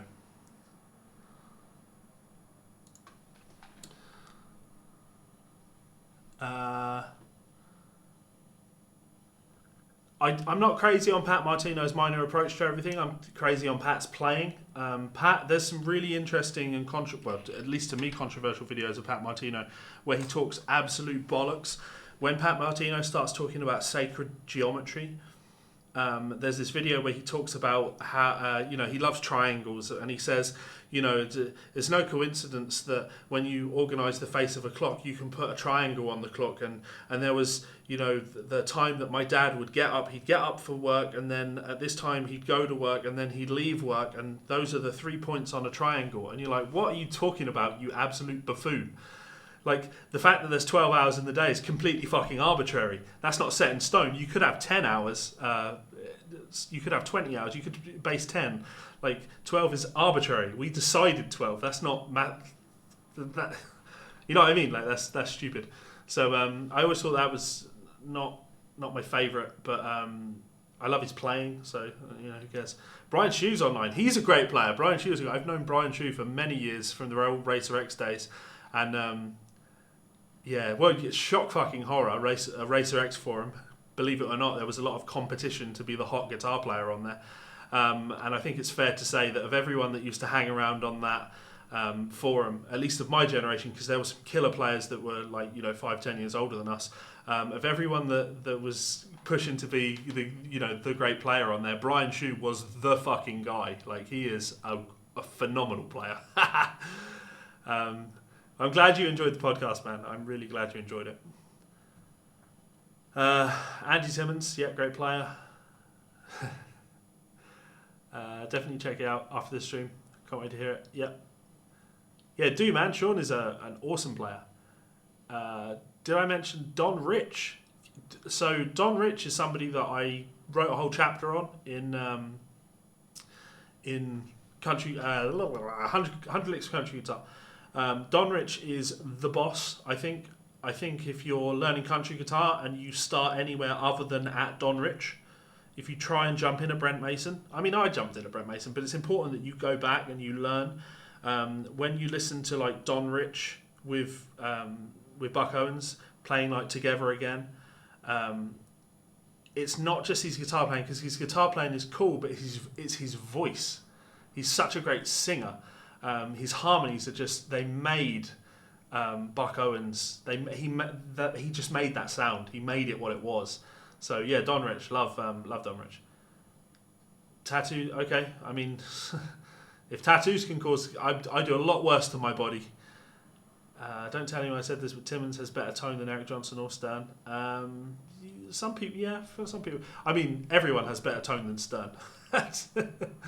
Why do you prefer Guitar Pro 7 over 5? I only use 7 for 8-string stuff. Because Guitar Pro 7 is objectively better. You can work in it. Did you see me work in it tonight? I fast in it. No, you can't use the URL for a video. You have to download the video. Numerology, bah. Julian is an incredible player. Anton is a great player too. Do I think the guitar has a future in modern music? I neither know nor care. I'm not going to shit on modern players. I'm not interested in a whole lot of modern music. There's a lot of tradition in everything. If you listen to me play tonight, there's a lot of tradition in everything that I'm into musically. And when I listen to modern music, it doesn't do much for me. I'm not going to shit on it and say it's not musically valuable. I'm just saying that I don't listen to any of it. So I'm not really interested in whether or not guitar has a place in it, because there's always going to be a scene for old traditional music, right? There's a scene for bluegrass, right? There's a huge bluegrass scene, and that's music that should have been long dead, right? But it's not. It's still going strong because there's people that will always be part of it. So there's always going to be traditions for bluegrass and bebop and old school blues and the like swing blues and all these things that I'm into. So I don't worry too much on whether or not guitar's got a place in modern music. There are some great players out there doing some really cool things, and although I've given him some shit, I guess technically with my fact check on what's his name? Is it Manuel? Yeah, Manuel Gardner Fernandez. He is a great player. He is an awesome player, and he could very well be part of that modern sound. So I think guitar's in good hands. Oh, here we go. It's not arbitrary, smartass. 24 hours is how long the Earth takes to rotate around its axis. I love this. I fucking love this. People that say stuff like that, right? You're right. 24 hours is how long the Earth takes to rotate around its axis. But again, hours are something that we constructed, right? So we can measure how long it takes for the Earth to rotate around its axis, but then we have arbitrarily split that into 24. That's arbitrary. You could split that into 10. You could split that into 100. 24 is the thing that we chose. The spin of the axis, that's fixed. And then we measure based on that. And it's funny because I have had people talk about like sacred geometry and perfect vibration and A432 and all of this bullshit. And it all falls apart. It all falls apart because there is no perfect, right? It takes a fixed period of time for the Earth to rotate. Awesome. How long does it take for the Earth to go around the Sun? 365 days? It's not though, is it? It's not, is it? It's a little bit more than 365 exact days. It's not perfect. That's why we have leap years, and that's actually why we have leap seconds. So the 24, it's arbitrary. It's fucking arbitrary. Sacred geometry, and yeah. Thank you very much for tuning in, Robert. I really appreciate it. I'm going to head off too. Shut up, let's talk. What up, Levi? Cheers, you are welcome, man. Guitar Pro 7 is so slow for you. It's nothing to do with that. It's you have to learn how to use the software. Okay, I can use that software so fast. I can just use my right hand. You know, I just whiz along with my right hand and do everything with just my right hand. So yeah.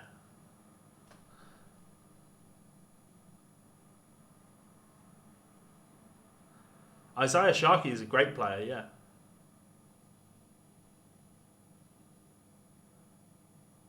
Is it 365 plus 6 hours? Well, that's inconvenient, isn't it? Holy shit, fake account. I'm so happy. I have dealt with a lot of people on this, especially if you go to my A432 video where I shoot these people down.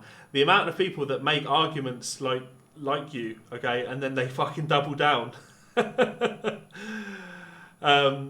Yeah, A432 falls apart the second you play another note. It's the second you play another note.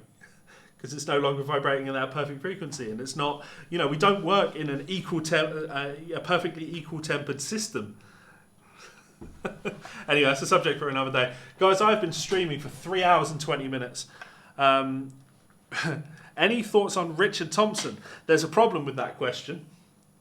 The problem with that question is that there are actually two Richard Thompsons. There are two Richard Thompsons, and they are both great guitar players. Hang on. Are there? Or am I thinking of someone else? Sorry, I'm thinking Richard Smith. There's me making an ass of myself. Thank you very much, Jesse. I am turning in for the night. It is 20 past 4 in the morning here, so but I've had a blast. I really enjoyed it. Spontaneous stream. I am going to just close this up by saying a big thank you to my supporters over on Patreon. They bring videos to you like this, so spread the word. If you can support me for as little as $1, I do appreciate it. If not, I'm still going to keep making these videos for you guys. If not, you can also check me out on Amazon. Search for Levi Clay. You'll find one of my books. I'm sure you will find something that you enjoy. And if you don't, there is a final option. You can head on over to Teespring.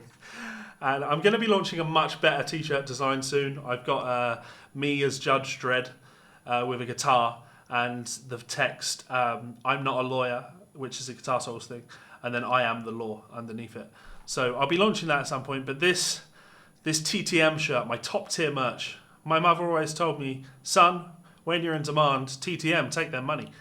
Now you can proudly proclaim TTM, this tee's mine. And it will certainly be more profitable than suing a washed up con man. TTM, truly thanks, mate. Cheers, Lance Benedict. Anyway, honestly, much love. I've really appreciated spending this time with you people. I am going to go out and do my thing, which is sleep. If you could, please like, comment, share, subscribe, all of that good stuff. Tell your friends about my channel. I've had a huge boost recently and it's been awesome. But yeah, if you can continue telling people about my channel, I'll be able to do more streams like this, more live playing, answer more questions. We can have some fun. Who knows, maybe I'll do some collaborations with some of the great people that seem to be tuning into these things. And we can continue exploring this awesome community that we have together. So much love, and I will see you again soon. Laters.